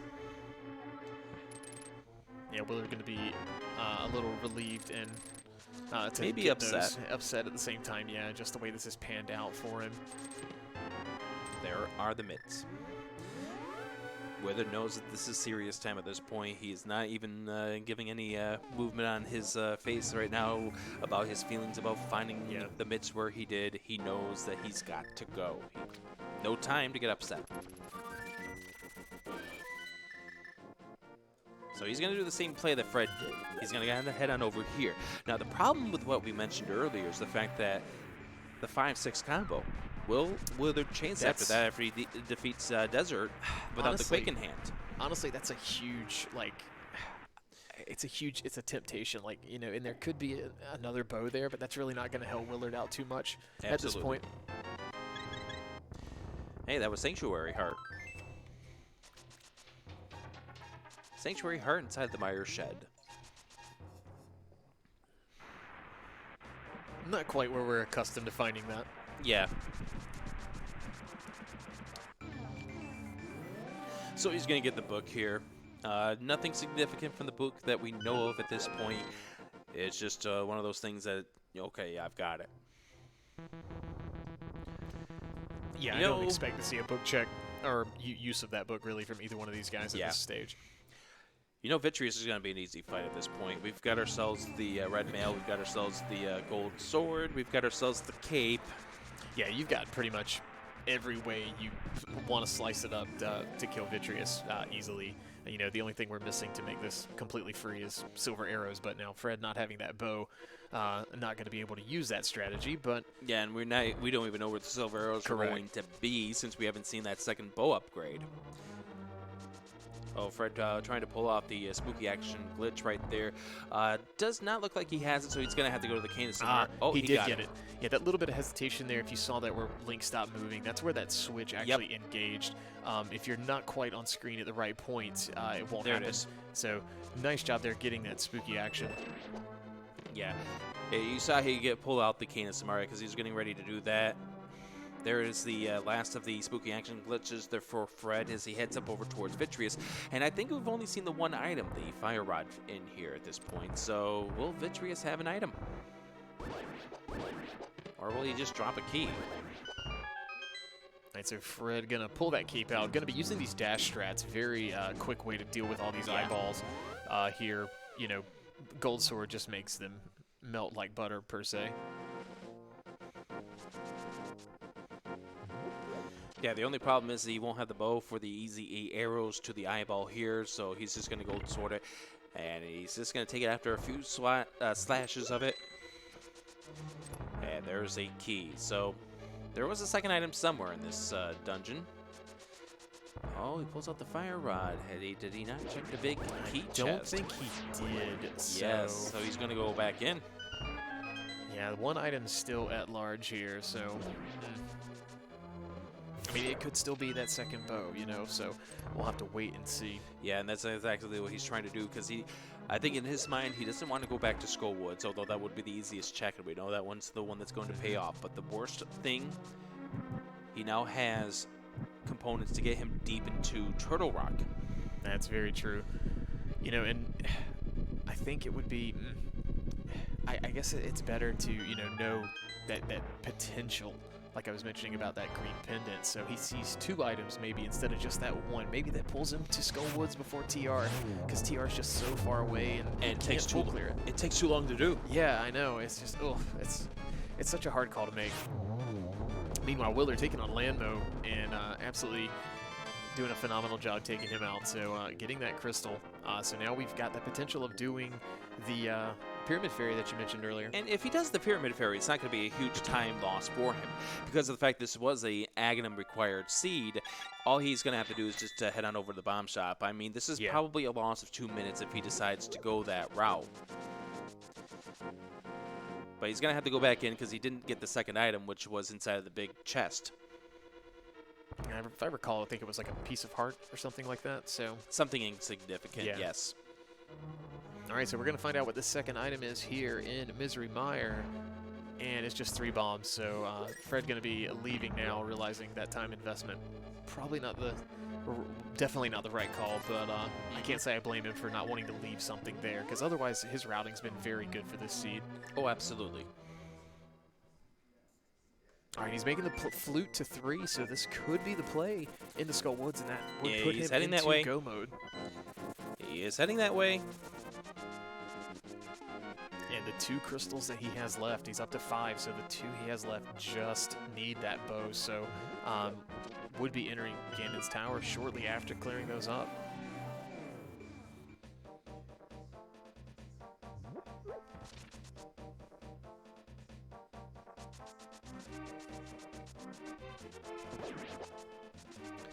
All right, so Willard making the play here.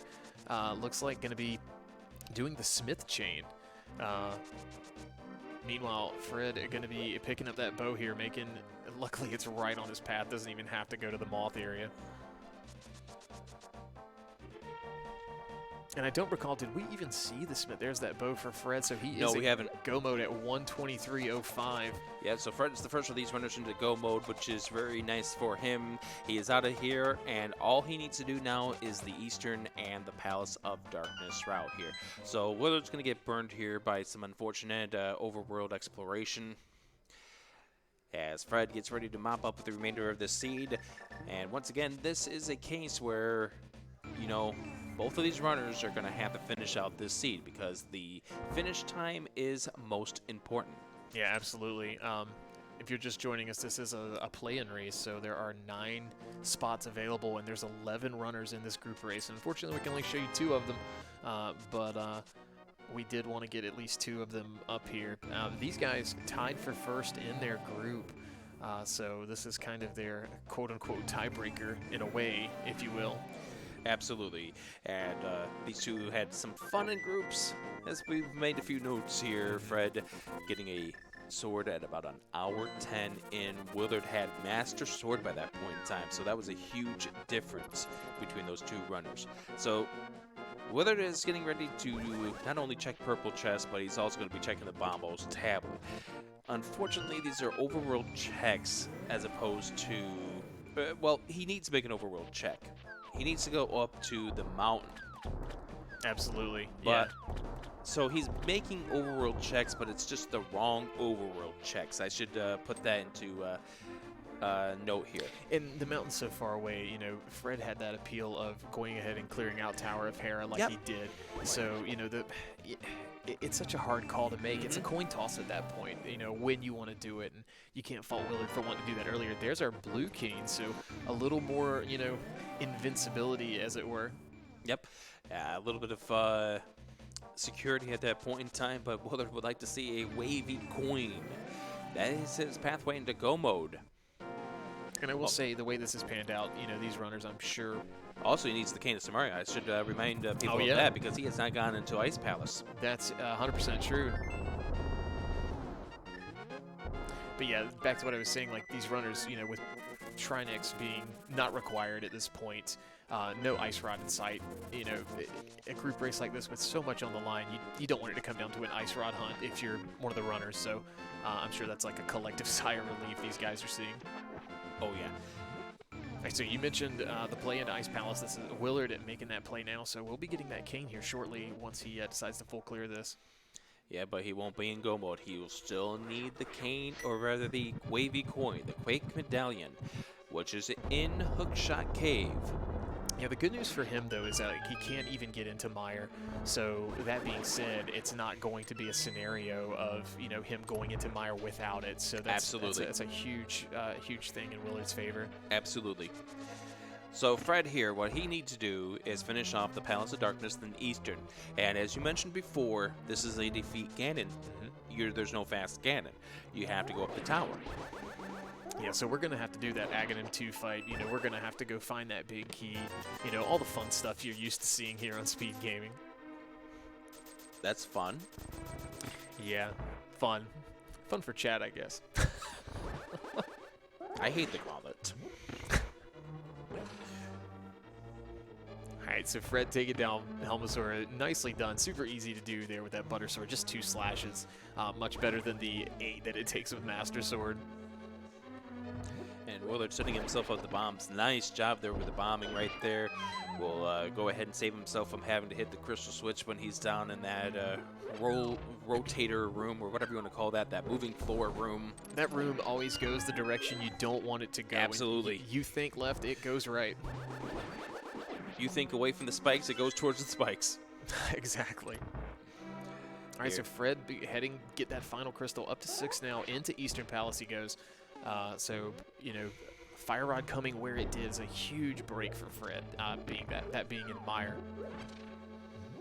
Yeah, he's not even going to have to worry about in regards to right-hand side Ganon's tower. In fact, Willard's not going to have to either, because that's an obvious check that you're going to make inside the Misery Mire. Yeah. You're going to make that check on that bridge. Yeah, that's a huge thing. And, you know, you mentioned sometimes we like to think this game gives us checks for a specific reason, or items for a specific reason. Why didn't he give us the fire rod? Why is that fire rod there? So, you know, if you're, you know, trying to, you know, maybe make a educated guess of where that big key is going to be, then, you know, if you get a key in that, you may see some Dark Magician strats. We may see if there's keys on the right side, we just head on over to the right side and clear that out. Absolutely. That's what we see Fred picking up the key. So once again, he's going to be in Ganon's Tower at about maybe 1:31, 1:32 at the very latest, which is a fantastic time.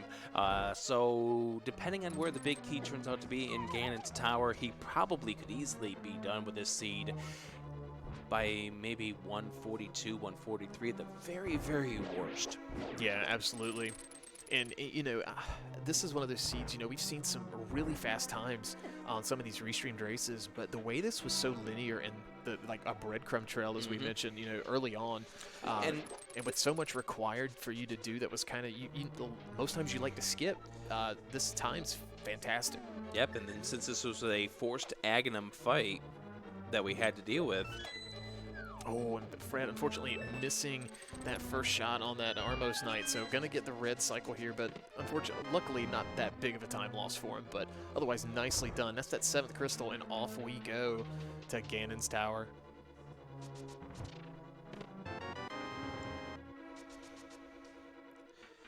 So Willard needs to get over towards the iced tea room. That is where the Cane of Samaria is located for him.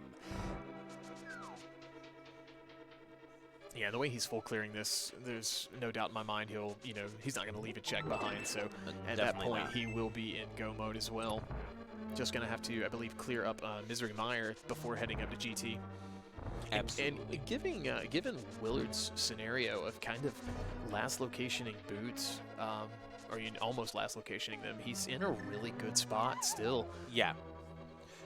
The boots weren't super consequential. It did keep him away from getting into the mids, and I think that's pretty much what we're seeing in the gap between where Fred is and where he is as far as times are concerned. Yeah, because they've basically done, I think the only check that they both haven't done is Willard doing the part of that Smith chain. Yeah, the Brett Smith chain.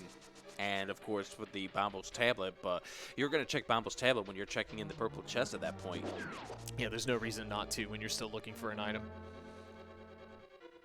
All right, so Fred is heading into Ganon's Tower, and I'm sure at this point in time, if I took a look at the SpeedGaming chat, we'd see a whole bunch of numbers being put into the chat there, and that's because people like to figure out where this big key is going to be. It could be in any chest between numbers 1 and 22. In fact, we get some people holding up some fingers here. In the audience here showing up 2 2s. They want 20. No, they're just saying peace. They're just saying peace. Okay. I'm sure that's exactly what it is. But Fred, absolutely opening up the tower here. Yeah, 131.03. You gotta wonder how he's feeling about this. You gotta think that he's feeling pretty good about himself, considering the fact that he hula-handed his way into getting the boots early on. That allowed him a great amount of mobility. Now, we don't know where his placement is amongst all the other runners in this race, and we're gonna try to figure out where he is in regards to the 11 runners. We know that he's ahead of Willard at this point, so he's not number 10. Exactly. Or, I mean, he's not number 11. Right. And at this stage, you know, I see him going left side first, so we may see a Dark Magician strat here, where he's going to go into the Stallfos room, check the 4 because he hasn't checked, go full right. Because he hasn't checked Hoper. Exactly. You kind of want to guarantee yourself a key at that point, especially if you're banking on it being on the right. 300 bucks there, 50 in that chest. Now, he is killing the Stallfos, so we'll see what he decides to do. There's a 3rd small key and 50 more bucks, so he's killing the Stallfos. I think he's going to continue. Yeah, he's continuing. So, you mentioned the metagame. You got the fire rod. You're thinking that it's for a reason. So, I wouldn't be surprised if it does turn out to be correct, and it is on the right-hand side. Yeah, and I mean, if I'm running the seed myself, that's what I go. I'm gonna do that. I'm gonna go right side. I'm probably gonna be wrong, but that's what I'm gonna do here in this case. Nice use of the boomerangs here in order to hit the switches. That's a trick I gotta learn how to do. Yeah, that's where this is where the NMG strats we mentioned, the no major glitches speedrun strats come into play. That skill and execution to be able to do this down the line. You know, basically this left side route is part of that. So the boomerang strat you just saw there, that is part of that speedrun. So being familiar with it and being good at it as well is something that really helps you down the line. You know, if it's a close race, that little bit of an execution edge in Ganon's tower and through the Ganon fight can really come into play. It allows you to play with confidence. Yes, you know to keep calm. You don't have to worry about like something going crazy awry. You've done this hundreds of times. Yep, you get to move around with confidence. You get to swing things with confidence. Big key was left-hand side, so the metagame would have been incorrect. I told you I'd be wrong. If you metagamed, you would have ended up getting last location of the big key. We didn't see the single arrow, which is the other unique item. And, oh, Willard still, I was thinking, why is he doing the big red bomb? But he hasn't gone up to the mountain yet. Still needing that Quake medallion. The only way this can pay off for him right now is that this is where the silver arrows are located.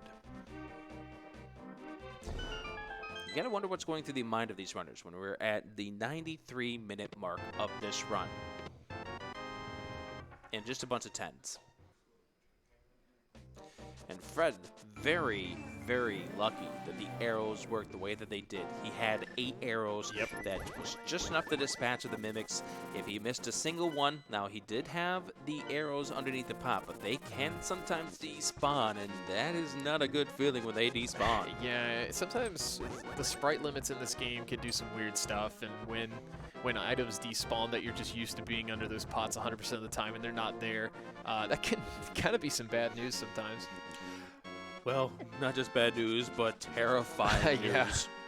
That's when the shovel comes into use. You just go back outside GT and start digging, trying to find some arrows. Yeah, and you're panicking at that point in time. You're feeling like you're just blowing this race away. Every single dig that comes up empty on this attempt to 50-50 your way into it, you're just panicking, like, come on, game, give me something. Now, I'm surprised that Fred's not using the fire rod to his advantage. For the half magic, we know they have a green potion in their hand as well. Oh, mushroom is at the ether, and he's going to flute away.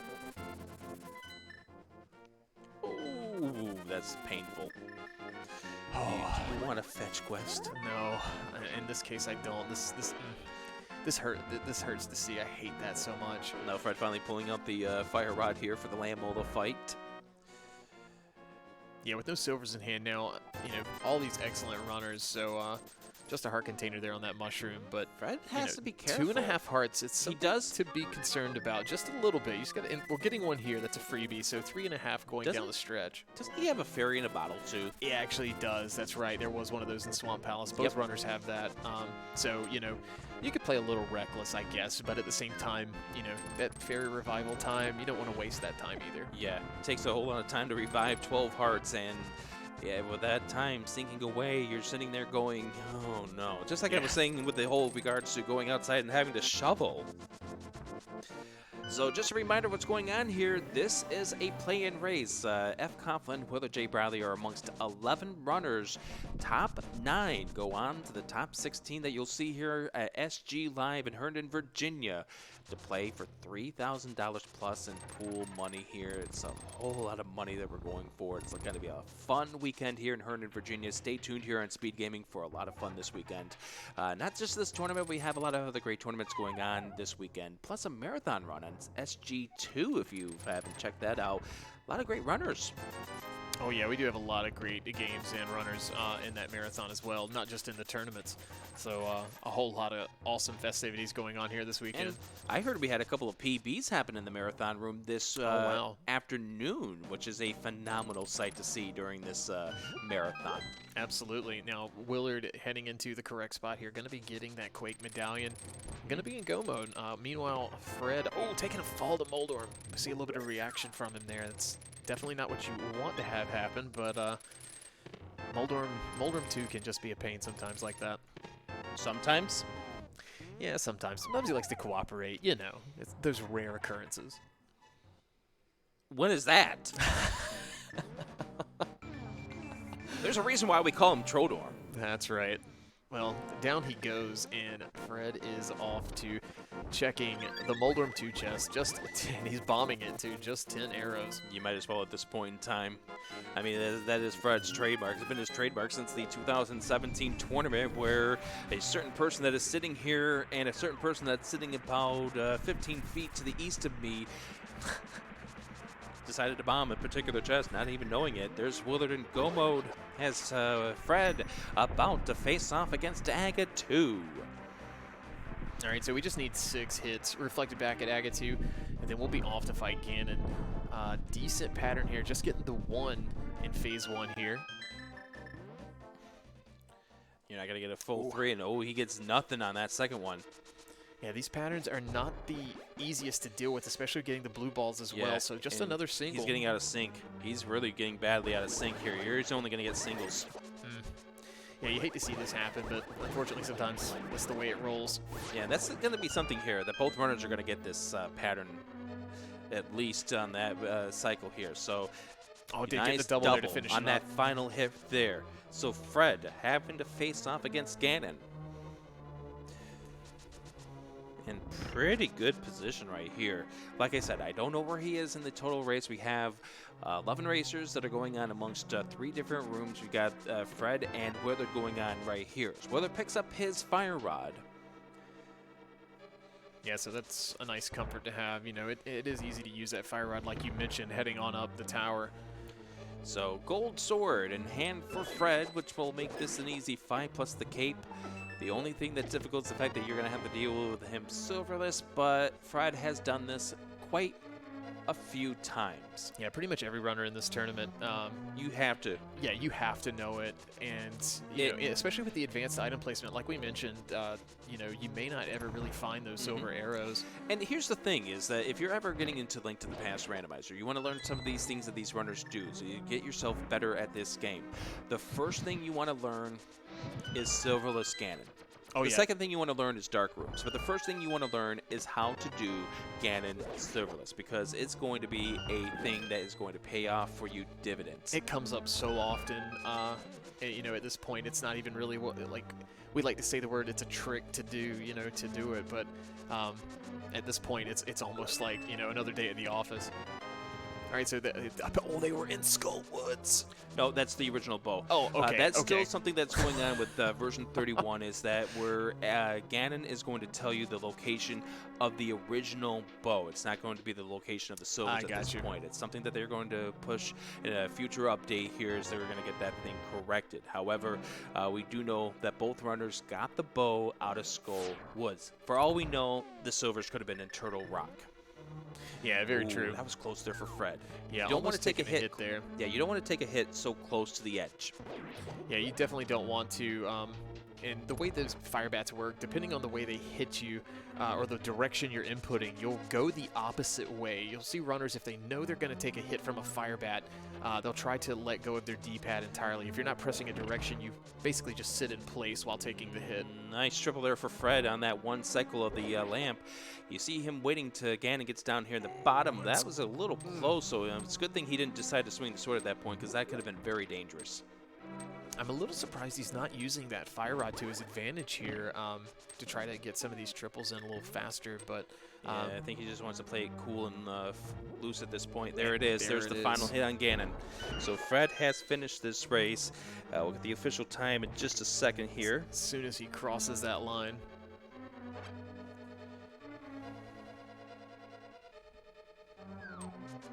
And he pops in there 141.36. And GG's to Fred on that. That's a pretty great time considering how this is, you know, like I said, the beginning of the seed panned out for him.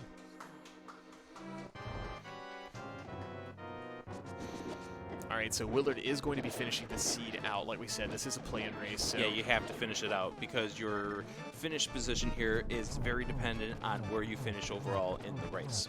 Absolutely. All right, so down goes Vitreous for Willard. That's his 7th crystal, so Willard going to be heading on up to GT.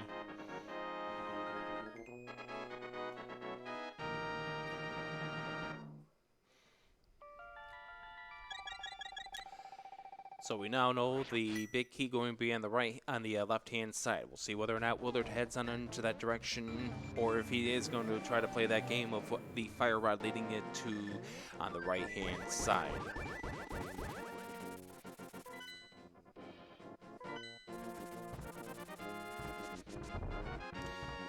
And I'm not sure if we're going to be getting any updates on whether or not, like, where other runners are placing out through this race. But for now, we're going to focus on Willard and his climb through GT. If we get any updates, we'll let you know. Let's cheer Willard to the finish line. Going through the portal here because he has not activated the portal up next to Turtle Rock, which will take some time. Yeah, it's kind of a 50-50. You know, you deal with the Dead Rock RNG and, you know, having to do that puzzle, if you will, to open that portal. At this point, it's pretty smart to just go ahead and take this. Yeah, doing the nice hook clip there to get through that block.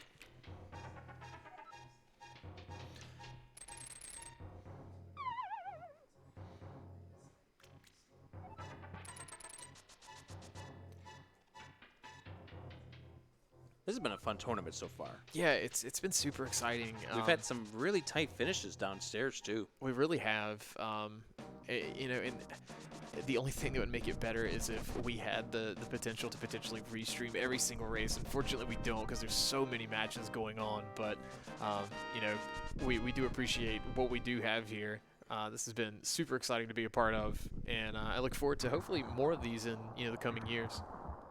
Oh, absolutely. We're already getting things lined up for SGLive 2020. I mean, you saw as on the display at various times, we've got ourselves what we're wanting to give away, the big money tournaments coming up next year. I know some people made the recommendation. You heard that during the crowd control race a little bit ago for SM Randomizer. Yeah, that'd be huge. Fun. Yeah, that'd be a fun one to watch. Yeah, SM Rando, you know, a lot of people are used to seeing that paired here with Link to the Past Randomizer, but SM Rando by itself is a very fun game to play and watch. Very exciting. As well as the any % run for that game as well. So a lot of execution. That game's super heavy in the execution department. Absolutely. That is definitely a fun one here to watch some of the runners here, see how they go about it. I mean, there's some runners who pair this together with Link to the Past that do the SMZ3. Oh no, Willard is doing Dark Magician. Oh boy. Oh boy. So we're still waiting for an update. All right, so Willard going to be going right side. The question is going to be, does he go full right side all the way down to the Armos Knights? Hopefully he just... Oh, there's our silvers. Oh, in the Hope Room. Oh, my goodness. Well, that was convenient. Wow. All right, so we're getting some confirmations here, and I'll share them here on the stream in just a few moments once we get everything as far as everything is concerned. Yeah, at this point, I guess the only item we're missing would be that ice rod, but, you know, we don't need that today. Thank goodness. All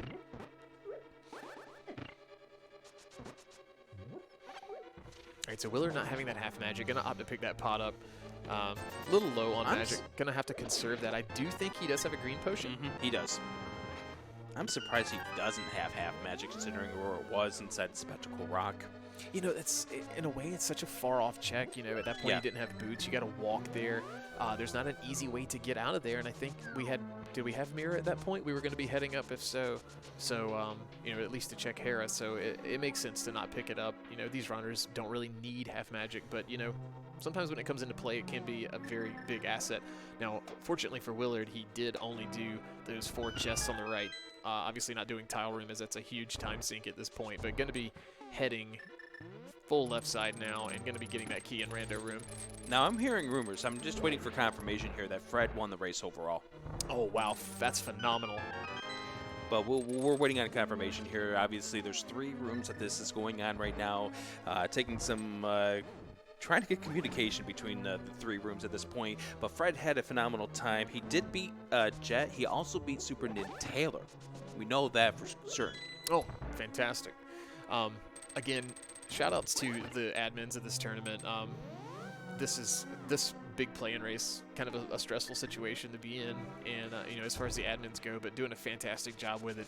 And shout outs to the volunteers as well for helping out with this, with the timing. Gotta give a huge shout out to Sidnak, who's been working his butt off throughout this entire SG Live. Not only just as an admin for the Link to the Past randomizer tournament, but he's been helping to set things up here for the stuff that you're seeing here on the screens. Yeah, very true. He was working the night before that we got things going on Thursday to make sure that the computers were going on Wednesday night. He was doing that stuff, and just big shout out to the Sidnak for getting things going here as Willard picks up his big key and getting ready to go up the tower. Big key in hand, silver's in hand. He's got plenty of arrows, plenty of keys too. You know, you do want to make sure you do have at least one small key before heading up to the top of Ganon's tower.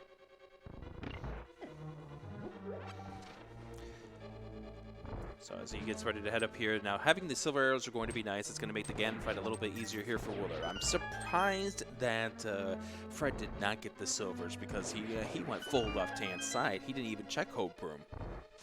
I mean, yeah, it's kind of odd. You know, I was fully expecting him to do what Willard did, you know, going to that right side first. And Willard may have made that call based off what we were discussing earlier with that fire rod showing up. You know, what's the point of it being there? But I guess it was just a point Fred at this point, back to Skull Woods.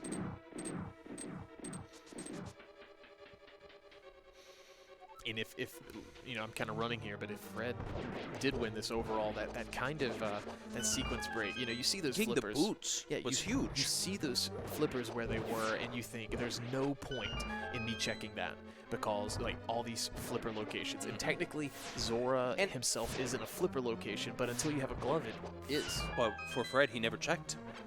He didn't check the lumberjack until. Oh yeah, that is true. After he had the boots. That's very true. Yeah, you're right. I did forget that. So we see that collection rate on the screen, 161. That's not bad given the way this played out, that 140 in-game timer.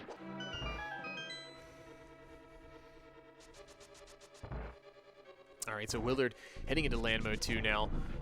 One silver shot apiece for these. Doing a nice job to one-cycle them. Absolutely. All right, so a little bit of information for you as I read them here. fcoughlin, first place, 141.36 overall. The Lane, second place, 141.57.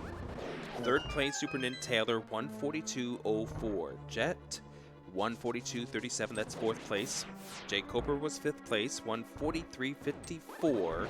Ace Zero was sixth place, 144.25.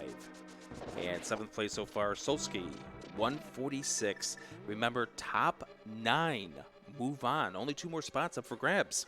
Oh yeah, this is a tight spot to be in, and with the way this has been so linear, you know, you see those times being so close, and you think, man, this is a really close race, but that linear aspect of the seed, that kind of plays into it. You're going to see these tight-knit, close times throughout, so I mean, hopefully for Willard's sake that we get him to the finish here before anybody else, so he can advance. But you know, there could be some dot-duns, as they say, rolling in here very shortly. Yeah, and we're going to keep an eye on that, of course. And as you can see, Willard has absolutely no interest checking any of these remaining checks.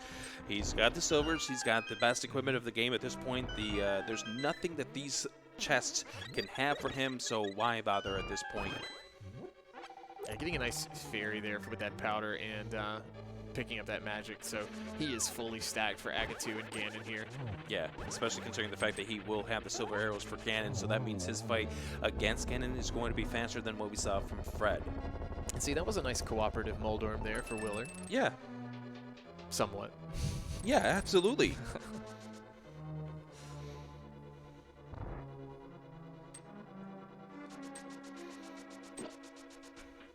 Hopefully Agatu can be a little more cooperative for Willard. Yeah, those patterns were kind of bad, and he's going to experience those same ones as Rick was mentioning. But, you know, they're not impossible to overcome, so we could see some, you know, different counts here. Let's see how this pans out for him. There we go, so we got a 2 on the first one. Yeah, but here's where we question how it's going to be, because the early blue ball sync. there, Yep. although he's got him in better sync than Fred did. Oh, can't get a single hit on him. So we're up to 3 hits. Just need 3 more. Yeah, he's only going to get 1 here. Ugh. That one's just a little bit outside, plus a little bit late. still a lot better on the sync nicely than done. Fred did. So that was a lot better of a fight for WillardJBradley. All right, so off we go to Ganon. And with Buttersword, we just need 6 slashes for phase 1, 6 for phase 2. Same scenario as Fred had. But after that, the 4 silver arrows going to be a little faster than the 12 spins. Yeah, this is going to be an express fight for Willard.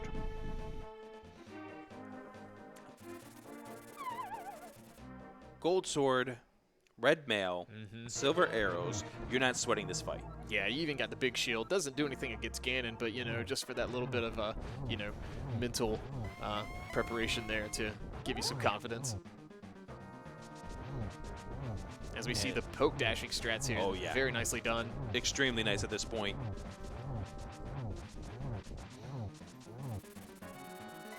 All right, so very easy 1-and-1 there from Willard. Oh, barely got him. I was afraid he was not going to get him before he moved away from that corner, which would mean that Willard would have one more cycle before he'd get all of the sides of the floor taken care of. Now, that could mean extra warps. Who knows? Yeah, it could, because, you know, as you were mentioning, like, the Aga blue balls are seeded. The Ganon teleports are seeded as well, unless you were to take a fall or get an extra cycle. Absolutely. So that way there's, like, some balance and less RNG when it comes to this, since the items are randomized, per se. Yeah, there's the first silver hit for Willard. Gets the torch glitch. Beautiful right there. Mistimed it there. He got Ganon at the actual vulnerable cycle where he could do a silverless hit, but he gets the 2 final silver arrows, and there it is for WillardJBradley. Very nicely done.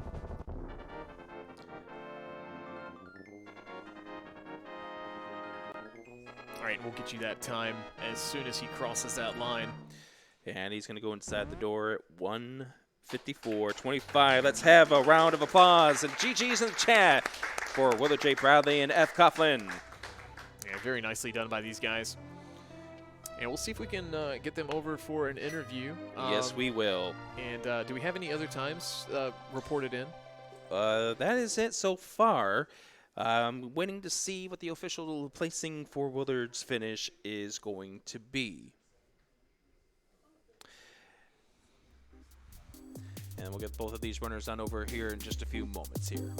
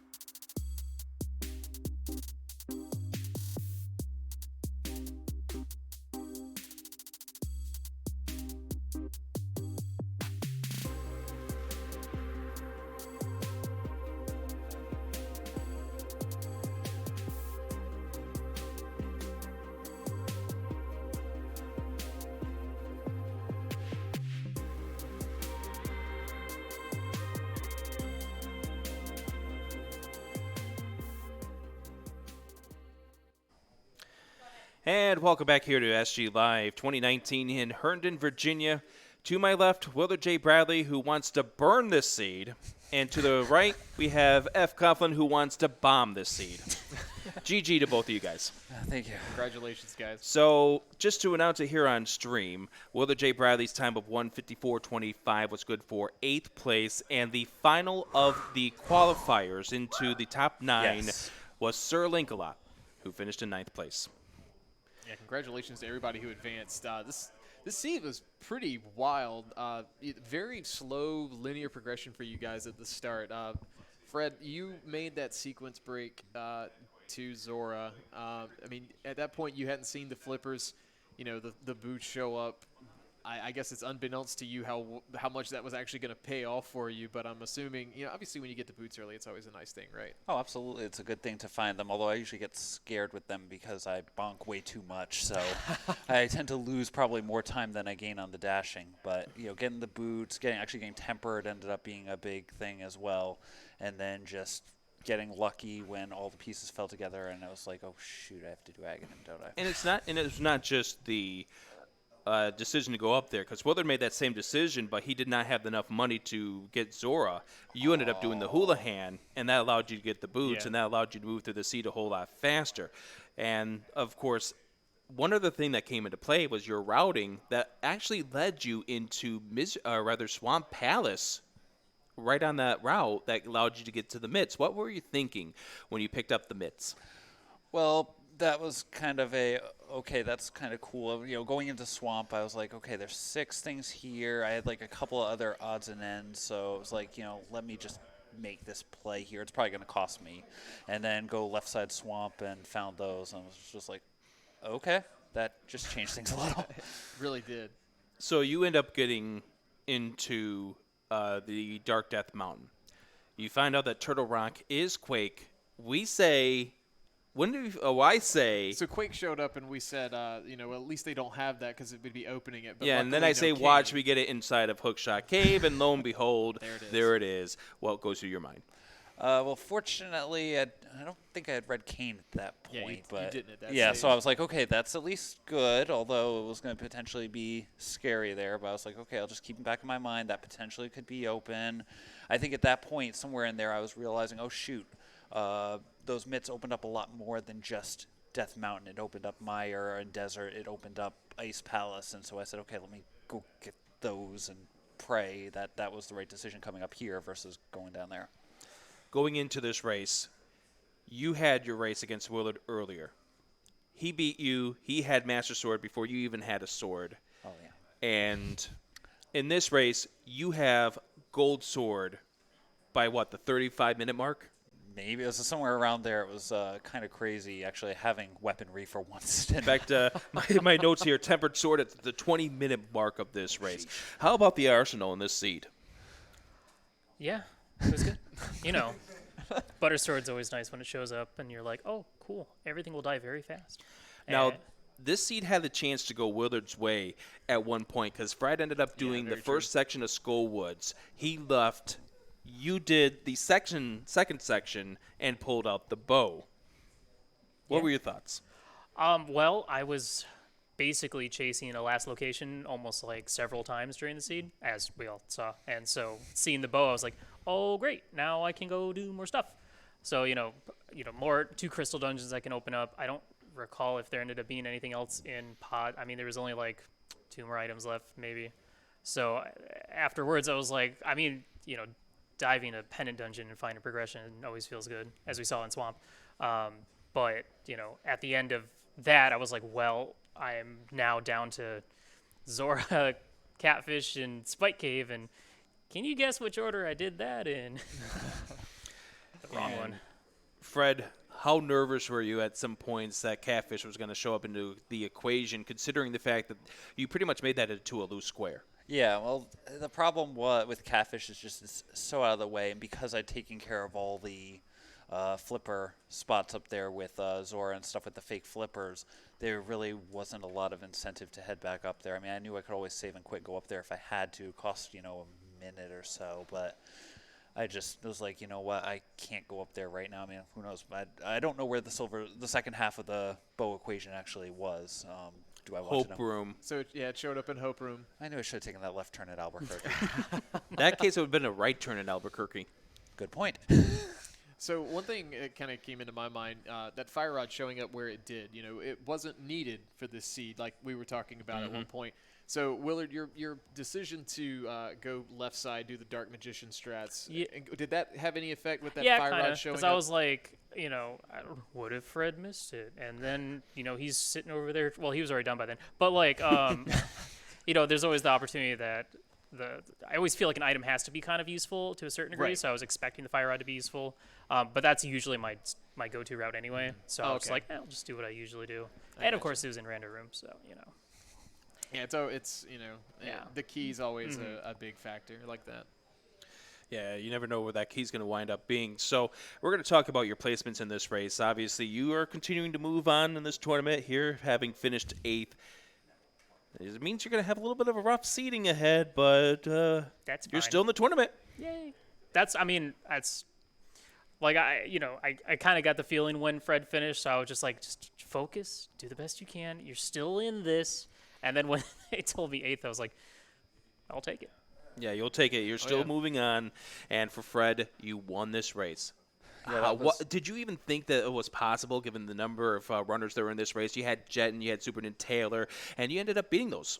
Yeah, I had no clue it was going to come. Even when I finished, I assumed that someone would have probably made a couple of the turns a little bit better, having the silvers, having probably a cleaner Aghanim or a cleaner Ganon fight there at the end. I figured someone was going to be past there, so that was kind of a shock. It was a good shock, but nice. That's awesome. That's always the happy surprise, when that happens that way. Oh, yeah. I can't even be upset. I lost to the actual winner of the race. That's great. So how does this boost your confidence heading into the brackets? I mean, the level of play here is incredibly high, so, even though I was able to do this, it can swing any way on any given race, as we saw here. You miss one spot and it turns out to have the boots, and it changes things. You miss one spot that has the bow.